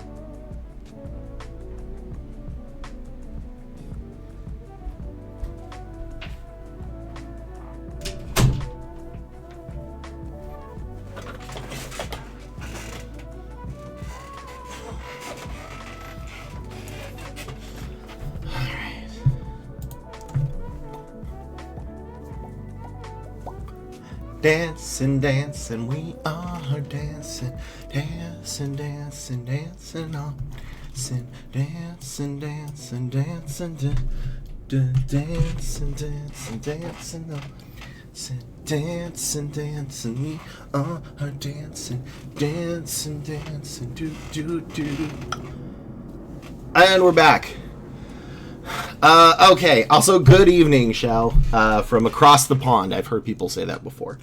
Do y'all even read the rest of the JD besides the qualifications part? I feel like most of the time. So let me back up and tell y'all about resume theory. This is resume 101. Why, maybe you want to clip this, I don't know, but like the purpose of a resume. The purpose of a resume is not to stand out. If you have a resume that stands out, it's probably because it was so bad the recruiter is like, whoa. The purpose of a resume is specifically to get you to the first interview. That is the entire purpose of the resume. And to get to the first interview, or the pre-screen or whatever, what you need is to show that you have the basic qualifications and the minimum. If I find the right qualifications here, I'm not going to read the rest of the resume because I don't need to. You got what I needed. If you answered the knockout questions correctly, which there are, sometimes knockout questions, and you have what I need here, or alternatively here, right here, I don't care. It's good. You did it. You did the job. You succeeded. Managers, so you want to make your resume for two people, right? The recruiter and the hiring manager. And for the recruiter part, all I care about is getting the minimum qualifications. If I'm looking for somebody who's been in IT for 3 years and I see 3 years of experience and they've used right over here, whatever got over here, Python, R, SQL in the same job, AI, ML, cloud, I don't need to look further. You don't have the time. So if I have to read the rest of it, it's not great. But the reason you may want to have a longer one is because during the interview, where it is your job to stand out, that is where you stand out, is the interview. Not the pre-screen with the recruiter. That is, recruiters don't consider that interviews. But with the hiring manager or member of their team, they will look over the resume and they may ask you a question about that qualification. They may look at all of it. So that is why it is important to have your resume made for both the recruiter and the hiring manager. And your resume's entire purpose is to get you an interview and maybe talk a little bit about it in the interview. But that's it. It has done its job. If a resume gets you an interview, it succeeded. That's its only purpose. And that's why standing out doesn't matter, because I don't care. I don't care about all this crazy stuff. My job is to get somebody hired, but I don't have the decision-making ability. Recruiters have a lot of a responsibility, but very, very little power in companies. So all I need to see is that you have the required qualifications. I know that the hiring manager is going to be looking for those, and they will want that in the interview because I've done an intake with the hiring manager, so I will send you forward. So yeah, it's okay to have a 2-page resume. It may not get read, although there's a small chance that maybe the hiring manager looks at page 2 and sees something cool and you can talk about it. But the first half is the most important, because if I see what I need in the first half, I'm moving you forward. That's all I care about. I cannot get attached to a resume. You cannot. And I've had hiring managers and I say, hey, manager, you can't get attached to a resume until they interview. Truthfully, you can't get attached to a candidate until they start. But sometimes a couple of weeks after that. But you just cannot get attached to any of them. You have to essentially click, yes, no, Control F, Python, okay, AWS, okay, 3 years of experience, okay, degree, okay, interview, move to the next. That's how you have to do it. So headhunting is a little bit different, but fundamentally it's still about the same with that. Is you sort of have to do a lot in the pre-step to get it, to make sure your Boolean's right, but even then you're still going to do it. So, and what a recruiter will do is based on how difficult they think that rec is going to be to fill, or how many candidates, because if they get 350 candidates, you can't spend time on that. You do it until you fill up the manager's schedule. But if, say, you're hiring for an actuary and you got 2 people that applied, you bet your bottom that recruiter is going to look through that whole resume. So that's also where the D&D metaphor of the dice comes in, is essentially it depends on your industry and how long they can afford to pay attention. So basically what's going to happen is a recruiter is going to block out a certain amount of time to spend on a requisition. 30 minutes. So they're going to go through applications for 30 minutes of that. If they're in a position that gets 2 people, right, they are then going to dig through that because they have more time, because there's only 2 people that applied. So that's the point of your resume. That's why you need it in the first half. And that's why it also why having a 2-pager can be okay. It's the good for the manager. They like it. I know a lot of managers that see 4 pages and they get excited. So some of them hate it, some of them like it, but as long as they can find the proper information here, move forward. So I hope that answered the question of the principles of a resume, and that's also why I am immediately sus of anybody that says your goal in a resume is to stand out, because you don't want to stand out to the recruiter.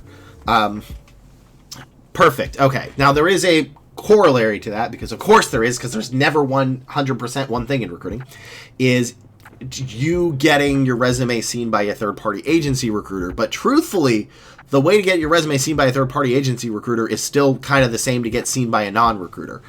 We typically will do a Boolean search, which is a combination of words and letters to pull up a certain amount of resumes. And if your resume has those words, it will pull up. And then we get a little bit deeper into some of the resumes, but not by a ton, because it's really beneficial to sort of look at it and be like, okay, this might have what I need, move forward. This might not have, move not. So, and still, the keywords and qualifications are going to be even more important, because that's how you Boolean search. That is how you leverage your synergy to flux capacitor and get a job. I hate the word leverage. I hate that I have to use it for things as well. All right, let me look at this. I did the Disney one. I deleted the old one. I got the new one. Fruitdilla, your resume, I think, may be next. Wait. No, Brain. No, it isn't. Brain, totally stop working. We're doing somebody else. We're doing the senior software resume. All right, let's look at this one. Okay. I'm sorry for giving you false hope. That is also something, I think that actually, way back, y'all asked what a good recruiter is. A good recruiter will not give you false hope. I think a good recruiter is a reaper of hope. Is, something's like, oh, we're definitely gonna move forward. I hate that. You have to say, if we have the right qualifications, we can move forward. A bad recruiting will give you false hope. They will pump you up to make you, excited, and then poof. Also, bad recruiters push offers. Good recruiters push interviews. And I maintain that fact. So, hey, Warhamster, how are you doing? Thank you for the follow. Can you send the memo to the LinkedIn recruiters who spam my inbox but don't respond? Yeah, no, there's a lot of, there's also no entry level to recruiting. Like, you can just walk on off the street and be a recruiter. So, and it really, honestly, like, I wasn't good in the beginning. I gave people false hope. I was a terrible recruiter in the beginning because I didn't know. That's what I was sort of trained to do. That's what I saw. And then I'm like, oh, that's not good. So, you don't give people false hope. I think you're like one of the few. Thank you very much. I'll be honest with you. You probably like a lot of other recruiters, but the meme from Futurama where if you do something right, it's like you've done nothing at all. Recruiting is very much like that. A good recruiter, you will not know they are there. If you ever applied and it was smooth as butter and it's just instantaneous and it's great and everything was perfect and you never talked to a recruiter, it's because of that recruiter. So I've worked with phenomenal recruiters. Good recruiters, you do not know they are there. Sometimes. You don't always have that. Typically, I even told a candidate, they're like, oh, thank you very much. I'm like, look, honestly, you are only going to be speaking with me for an offer or something goes wrong. And that's it. So I get the business. Sometimes you just don't get the job, but no, there is. I mean, but also like anything involving humans, you're going to get a lot of trash. That's just how it works. People can be jerks. Overall, humans, a person is amazing. People can be cruel. So, but yeah, good recruiters will push interviews because I have definitely had managers and candidates who are like, I don't really want to interview. I'm like, do it. Interview. Try it out. And then after the interview, they're like, oh my God, I want to work there. Oh my gosh, I want to hire them. Bad recruiters will push offers. You don't push offers. So if they get an offer, and here's a true story from Agilent. I had a candidate where it was in the offer stage. This role was very hard to fill. And they came up and they said, hey, Lee, I'll be honest with you. I got 2 other offers. What should I do? And I said, hey, person, whose name I will not do anything. Person, what I will say is I can't decide that for you.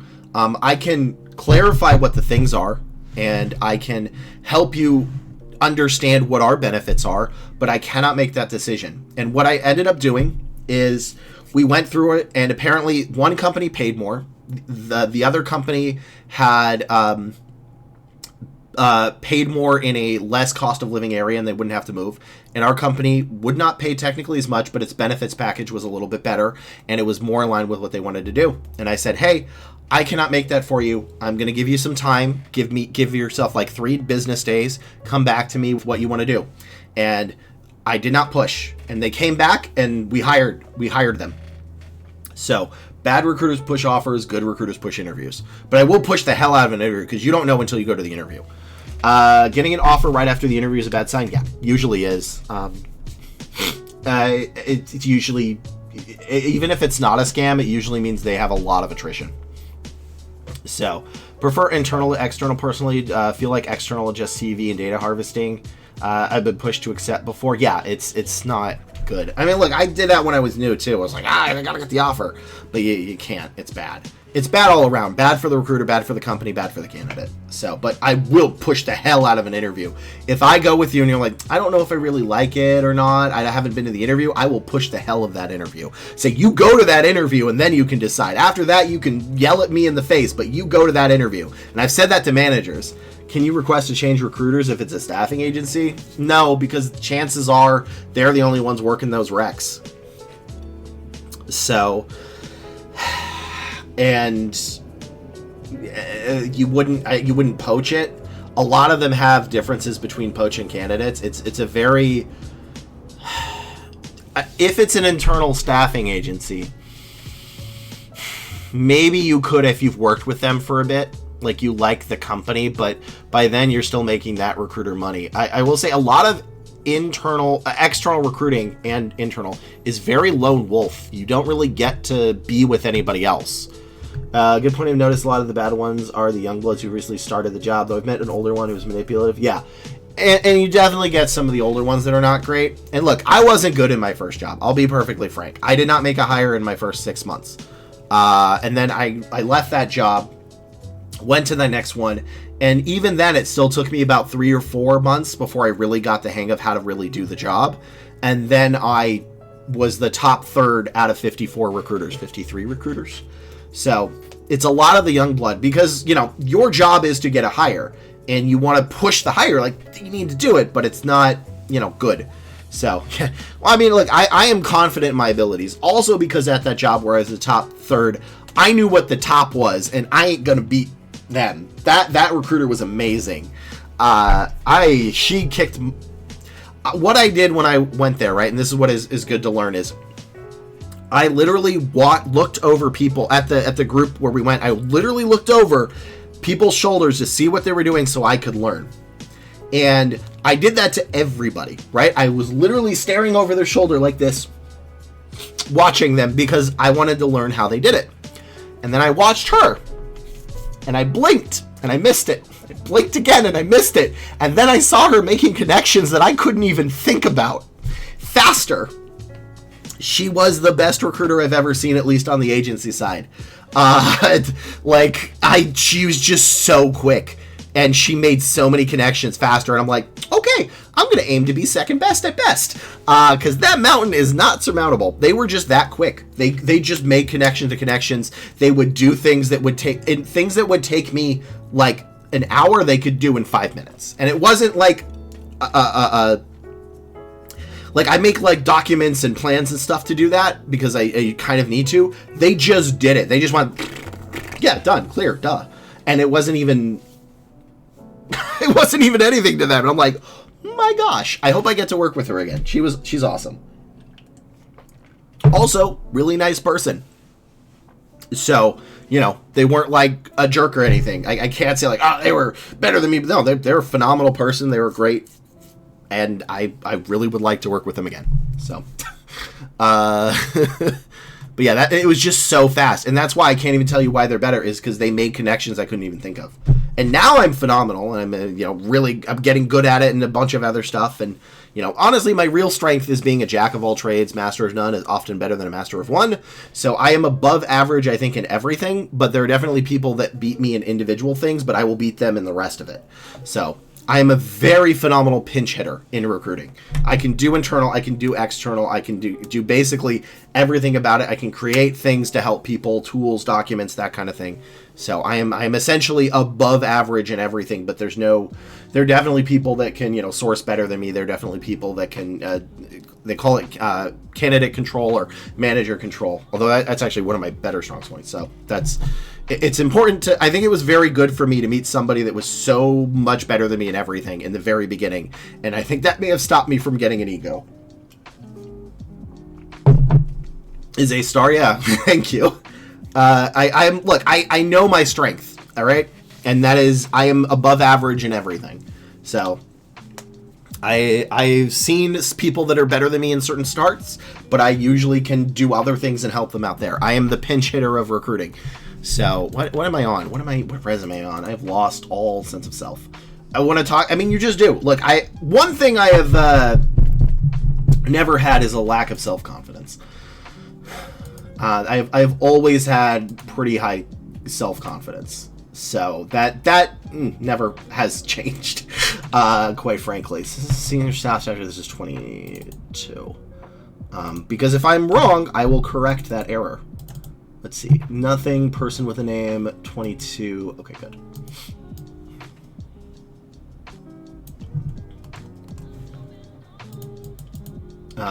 But yeah, honestly, the secret to it, I really wish there was, is you gotta be comfortable with the awkwardness and the pain. Like, you just gotta do it. Once you step up, it's like jumping into cold water. Once you do that, you do it a couple of times, the pain, the fear, then you just walk through it.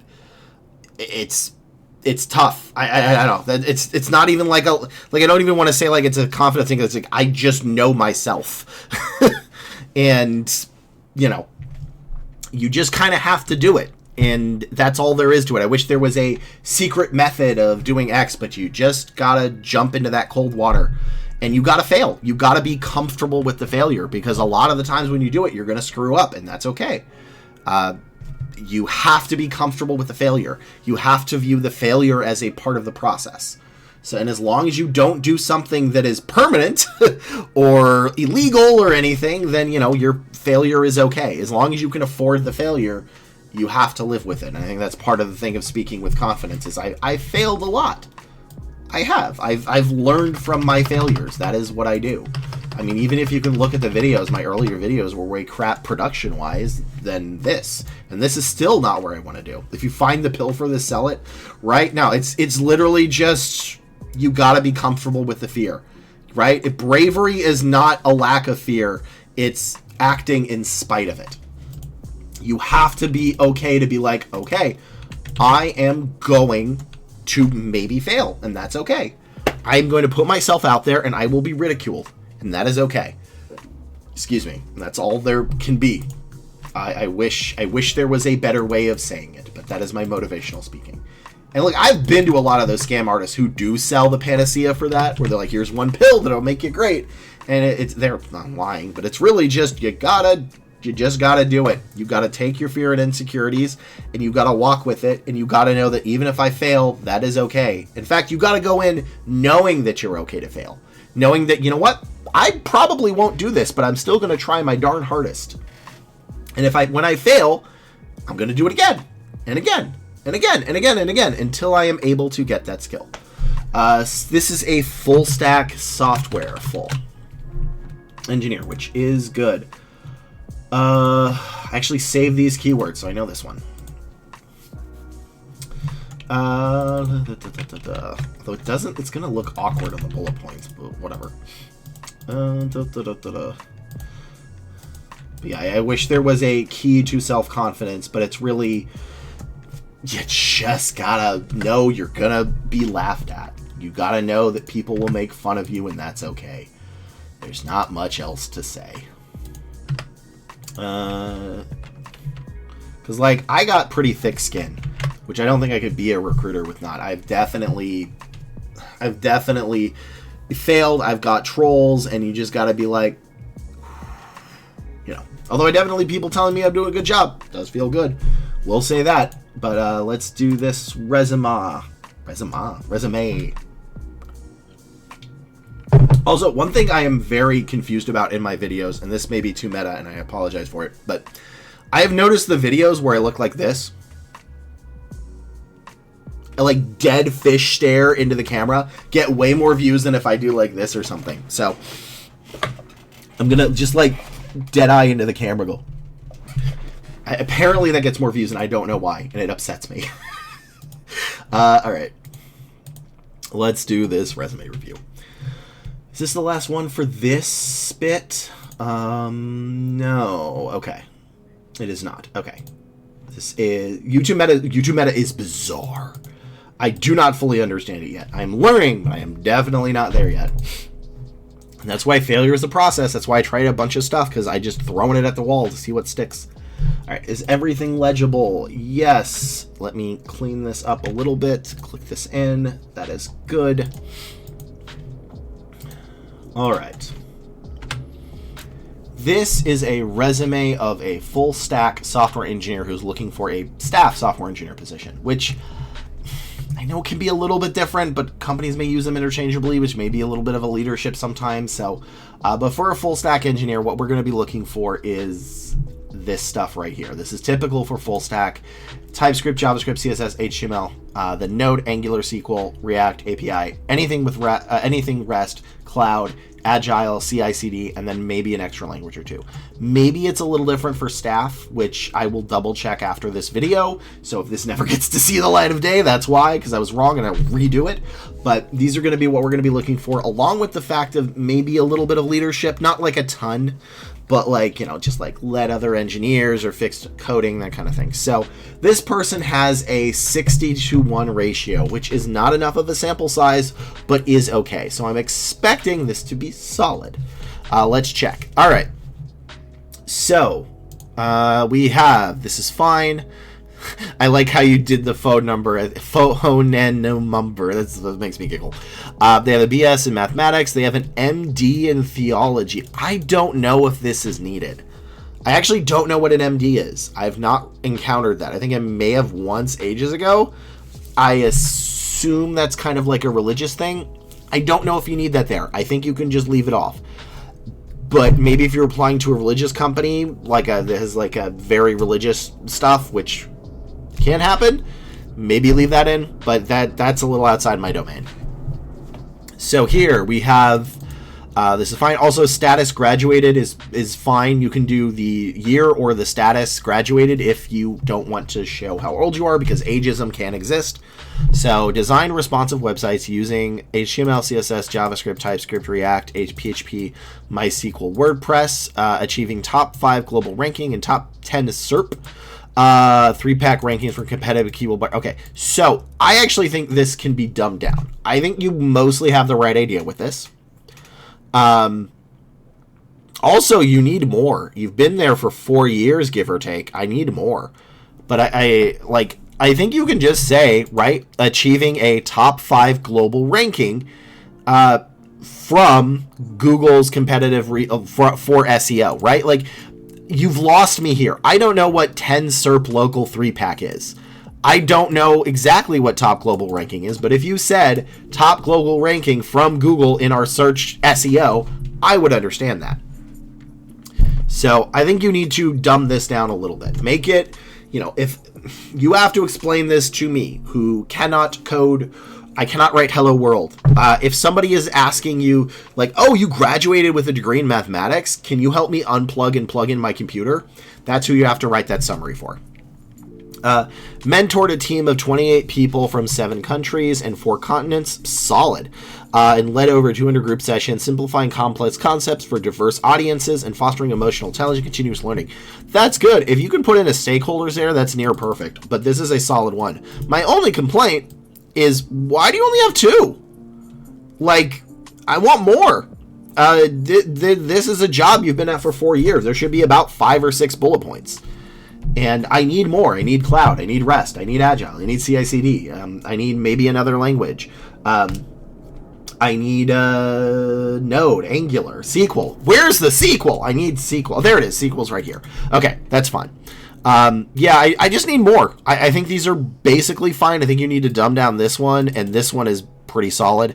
Develop scalable services using Java and SQL and response front-end applications using JavaScript. This is fine. Hub version control AWS Cloud. Yeah, this is good. I mean, truthfully, I think your biggest issue is these bullet points are well written. They are solid, and while I could tweak them a little bit, I just wish there were more of them. You know, you've been here for, that's 10 years. This can be shrunk. This can be like 2 bullet points because it's all the way in the past. But like these should have a minimum of 3. At least 3, a minimum of 3. Truthfully, these should have as well. Like, look at this. CSL, see, this is perfect. I just need more. I just need more. But yeah, I can definitely see why you're getting 60 to 1. I mean, the market is very bad for this. I think you just need to remove this, add a couple of bullets for this, right? Add a couple of bullets for these, because these should be it. But the key thing is we want to see your qualifications in the first half. But overall, I like this resume. I like what this is doing. Just remove this, because I cannot think that it would help unless you're applying to a deeply religious organization. If anything, it may hurt. And then, you know, add a little bit more. That's it. Overall, solid. I mean, seriously, this is... just need to dumb down a little bit. Minor quibbles overall. So, let's go to the next one.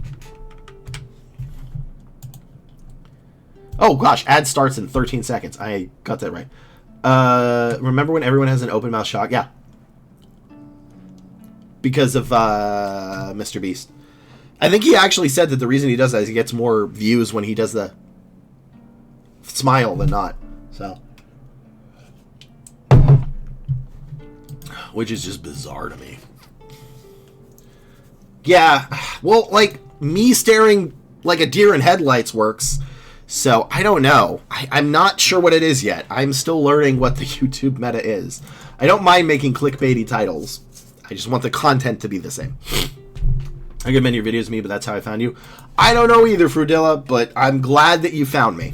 So, yeah, I don't know either. If you're like, oh, Lee, how do you... I have no clue. I can confidently say with my chest, I got no dang idea how YouTube does its thing. So, it is a complete mystery to me. Oh, you know what? Can I not... No, I don't want to add. It was like a video with 7 views, right?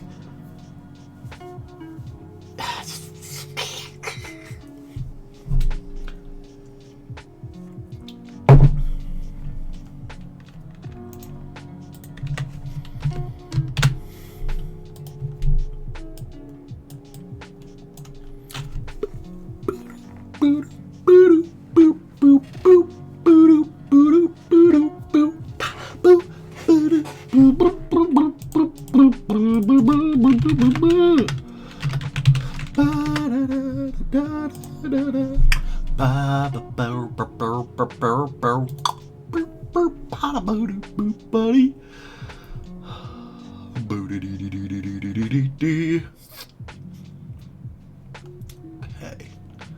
Should we do another one? Let's do similar or smaller size.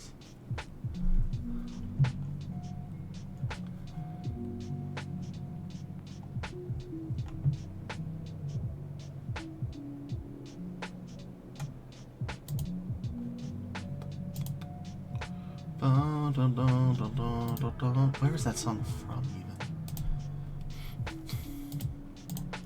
All right. What? Oh, a DSW ad? Whoa, did it hear me? Because I used to work at DSW. I was selling shoes there. That was my first real, like, part-time job, I think. It was right after I graduated high school. So... But yeah, I interacted with you to appease the algorithms. Yes, thank you.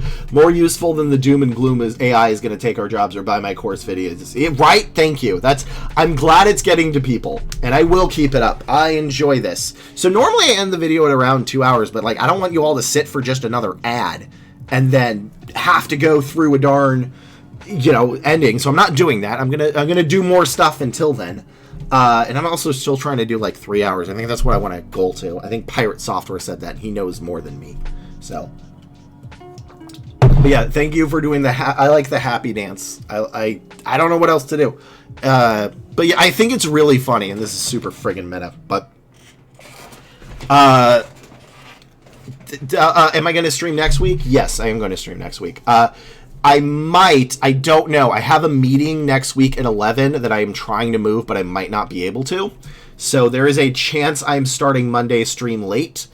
If it is, I will be doing it, but it may be late Monday because I messed up my schedule before I redid it. So, and if they're not okay moving it, I have to go with them because I already made a previous engagement. So maybe Monday it's going to be late, but otherwise I am sticking to this schedule. Although next year, me and my girlfriend are going to 1 billion weddings. So the schedule is going to be the same until I'm at 1,000 different weddings. There's so many weddings. Everybody's getting married. There's so many. There's so many marriages next year. But yes, I am going to stream. I am always going to be streaming those times. I don't know. Everybody's getting married that year. I mean, I might be proposing that year too, which is not a shock to my girlfriend. We've already talked about that. That's the way it's not like, you know. So, but ours would be in 2026, I think. So, she already knows. We have talked about this many times. So I don't think she's on stream now. She is working.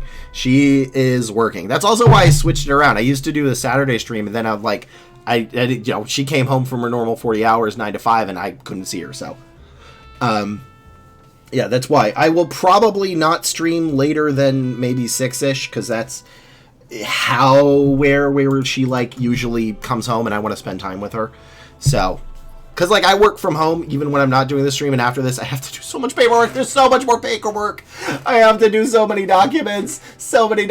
But yeah, I am going to keep the schedule. I like this schedule. It works. Trying to do Monday and Wednesday at 11 a.m. PST and till Tuesday at 3 p.m. I'm going to try to stream longer, which is why I'm going to try to get some video games up. My beard is itching me so bad right now. So I can at least take a little bit of a break, but my goal is to always start at the same time. With the exception of this Monday, which I don't know. Again, there's a meeting which, you know, if they're not okay moving it, then I have to go with that because that is what I agreed to beforehand. So, I am the firm believer that if you want to be good in business, you need to be 2 minutes early to every meeting. You need to do what you say and say what you can't do. So that's my personal rules. Is if you, again, people say like 15 minutes. If you show up like 2 minutes early to a meeting, it's just as effective. So I try to be a teeny bit early, and I try to make sure to keep my word as much as I can. And if I cannot do something, I will let them know. That is my rules for business, although probably people that have been in corporate longer than me can say other things. So, yeah, early to meetings. Like, just 2 minutes, right? Hey, Space Toast Studios, just 2 minutes. You don't have to go crazy. People like, you need to show up 30 minutes early. I'm like, no, just show up 2 minutes early. That's it. You don't need to be the first one. You just need to be a little bit before it starts. That's a motto. And obviously, sometimes it happens. You get delayed. So, but yeah. How's it been toasting, Space Toast, dude? I can't think of a name for that. I'm bad. But yeah, a little bit early to meetings is people will always, do it. And if you're going to be late, communicate that you're going to be late. Fact is, things happen. Doctor's appointments, kids, dogs, power outages. More people get upset that you are not communicating being late than being late itself. Like, if you can't make if you're like, hey, just a quick message, I got really delayed by blankety blank, boom, I need a couple more minutes, I'm sorry. So, is it a red flag if you apply to multiple jobs? Oh my gosh, I'm so glad you asked that. So, the opposite of that is true. I will get to that in a second, Fruitdilla. I've been pretty good. I've been applying to jobs in the resume after review. A lot of my friends think it's way better. Yay! I'm glad I've impressed your friends as well. I just want to make sure I impress the recruiters and hiring managers. So, you should apply to the same company, even in the same job. And I will give you an example. When I worked at PPG, I was in charge of about 75 requisitions on average. They were not very difficult to fill, but it was very high volume. So 75 jobs on average. I would fill about 38 to 50 a month, and it would still be about that. So I'd fill more per days in the month, and there'd still be about that much. I had one candidate apply to, and I knew it because I counted, to 22 of my requisitions. A lot of them, I had to reject them. They had the wrong skill set for job A. 3 candidates are already picked for job B. Job C, got canceled, unfortunately. And they failed an interview with job 7 and 8. But on the 19th one they applied to, they got it. I did say 22. The other 3 were in the interview process, so we removed them from it because he got a job. I think it was a he. I don't know. I don't pay attention to that. So you should always apply to the same even to the same type, like the same job title. So yeah, always apply to the same company multiple times. It's highly beneficial, even concurrently. The only exception is if somebody specifically from that company mentions not to do it. If somebody from that company mentions not to do it, then don't do it. Otherwise, apply to everything they have. Recruiters actually prefer it. I applied to a job today, just changed my email. Sometimes I'm just reapplied. No, like here's another example. At Agilent, we were searching for a software engineer, right? It was a back-end software engineer. I think it was Python. I don't remember, whatever. So we got this one guy. He applied to 3 of my requisitions. 3 software engineers, each under different managers at Agilent, although they were all under my recruitment. I just say he for everybody. I don't remember their actual gender. So he interviewed for one, and the manager said, "Hey, Lee, honestly, with his skill set, I don't think he's going to be a good choice at Agilent. I think he's a really nice person. I just don't think it's going to fit." Then the second manager said, "He's okay. I'm not going to move forward because we have a couple of other better candidates, but I think they were okay." And the third one said, "We need to hire that person. They're amazing." Same person, same job title, 3 different managers. They got the third one, although it might have been the second one, whatever. So, right, there might be different managers. Yeah, that is a true story. So, 3 different opinions, and they're all under different management because they're all in different stuff. And it was true. For manager A, they did not have the skills for their department. For manager B, they had okay skills, but manager C was doing something different from manager A and B. You need to apply to the same company. Truthfully, you should continuously apply to the same company because Workday will save your information and you don't have to do it again. That is actually a benefit of Workday, is you can kind of mass apply. Yeah, you know what? That's a better way. It really was a Goldilocks version of job applications. But I know, everybody hates Workday. I don't blame you. It's a nightmare to go through, but most companies do it because it's more for HR. So yeah, always apply to the same company, and even the same job title, even the same, right? Like, let's look at let's do PPG because I used to work there. Right? Let's see. They have... I don't know if this is going to be a good example. But yeah, even the same job title can be under different managers. Yeah, if it's a repost, you should as well. Because there's a couple of reasons they can repost it. 1, they didn't have the right candidates in the first place. 2, why not Fruitdilla? Yeah.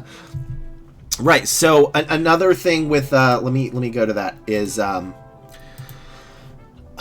brain. So here's why even a repost, because I think candidates get a little confused on what reposting is. If I do this job post, right? I'm gonna pick on this. Excuse me. This is 19 an hour. If I screwed up and put 13 an hour, I would have to repost this.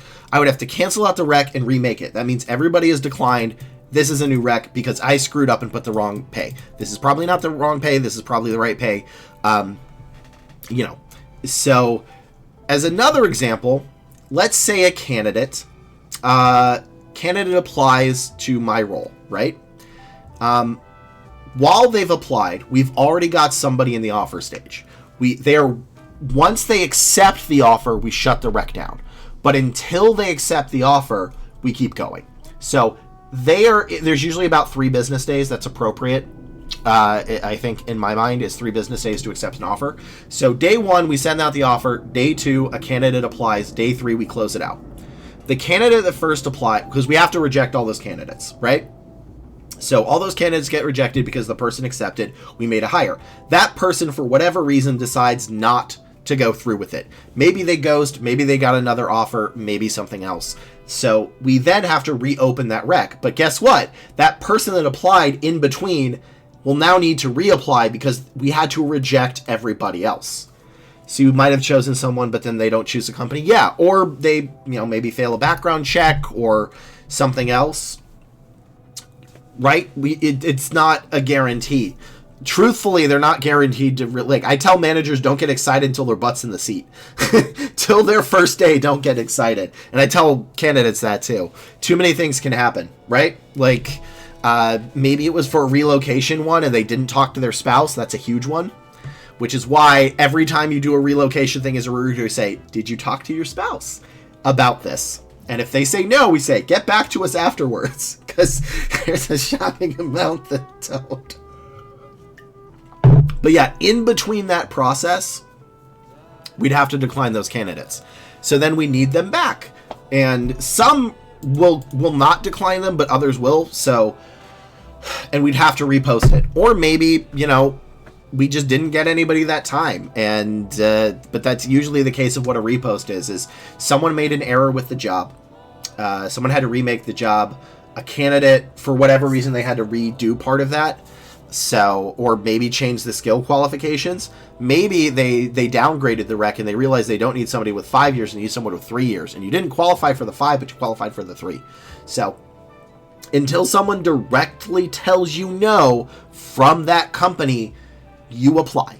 And recruiters would like it because that's what an ATS is for, is to keep track of different recs. And if you're working on 35 different recs that are all different job titles, you may not be able to cross-reference somebody from Rec 1 to Rec 2. And maybe somebody that applied for one of my recs is bad for that rec, but good for another one. Rec being requisition, which is what recruiters call open jobs. So that is why you should do it. Just keep applying. I know people are afraid of blacklisting. In my career, I think I've only seen maybe 3 people get blacklisted. Only 2 people, really, that I can remember. And those were egregious. Obscene. People are afraid, oh gosh, I'm going to get blacklisted. But, you have to really screw up to get blacklisted. It's crazy. One person got escorted out by the cops.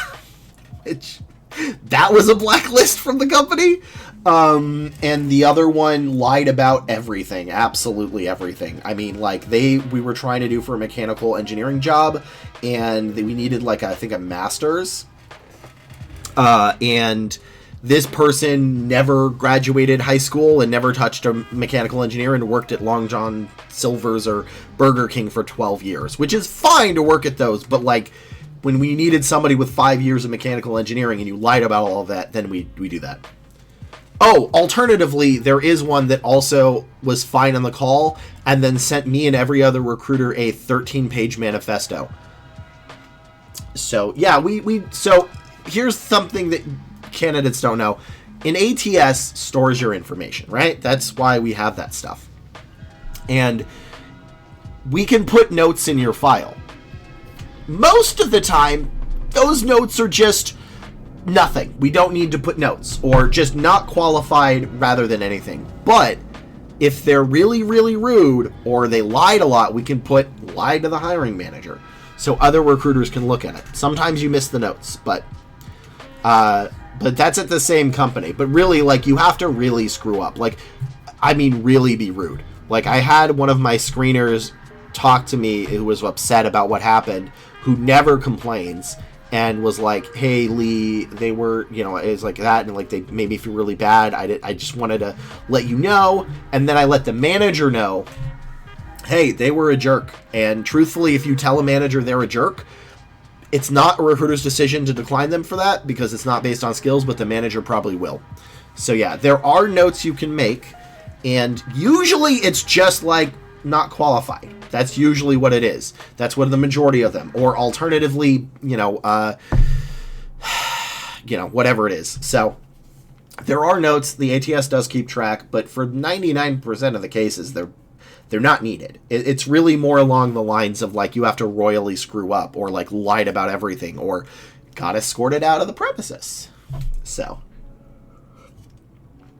those are the more obscene ones, and most, because we don't. People put a lot of stuff about we're scrutinizing every candidate, and the truth is we really have to go through resumes like this. SQL, Python, education, AWS, interview. No, I don't see any of that. Decline. Decline. No, decline. Oh, wait. AWS and SQL and Java, JavaScript, and TypeScript. Okay, move forward. That's it. That's what we do. You cannot. When you have to review hundreds of resumes, they all blur together. That's why standing out is not a good thing, because the only ones that stand out in my memory are the really bad ones. So, like, fantastic resumes are so good because I don't remember them. That's why, because I just move them forward instantly. That's all there is. You just have to go yes, no, yes, no, yes, no. So, yeah, it kind of is like using a data app. I think that's good. It really is. And that's why you want to make sure your intentions are clear and it's easy to see, because you just can't, and that it's so much. And again, if there is a role that does not have a lot of applicants, sorry, I keep shaking the desk. Excuse me. If it doesn't have a lot of applicants, you're going to take more time. Oh, you just got an interview, Teddy Codes. Yay! I don't know if I helped with that, but I will take the good luck for that. You know, I will claim credit for that. So, but yay, congrats. I'm happy. Especially at this time of year. That's like really rare. Wow. Unless you're not in the US. I don't know other countries' dead zones of recruiting. But in the US, at least, this is practically no time. So, but yeah, I think that's about it for me. What am I about to click? Nope, wrong button. That's about it for me. I'm going to raid another channel. Yeah, you need to have an interview next to your leverage. So please raid with me. It is very beneficial for me. It looks good. Other streamers like it, and it's helpful for me and others, and I really appreciate it if you just be like, haha, I sent them. I'm trying to see which one we want to do. Let's look at... See, we did Algo Bro yesterday. We can do him again on Tuesday or Wednesday. Let's see. There is a VTuber that sings, but I feel like that may not be the thing here. Let's do this person. It's another software thing like everybody else. And let me make sure I'm not missing anything. So real quick. Oh my gosh, why does my beard itch? I shave all the time and it still itches every single time. All right, we're going to go to this person who I think has a really clean UI. So they're doing coding stuff. And let's send them through, everybody. We're starting a raid. I appreciate it. I will be here Monday. Might be late by an hour and a half. I'm not sure. So, we'll see. Hopefully I'm not. I can do it on time. But I appreciate everybody for coming here. You all make me happy, and I'm glad to help you get a job. So, let's raid this person and hopefully brighten up their day a little bit. And I will see you all next week. Bye.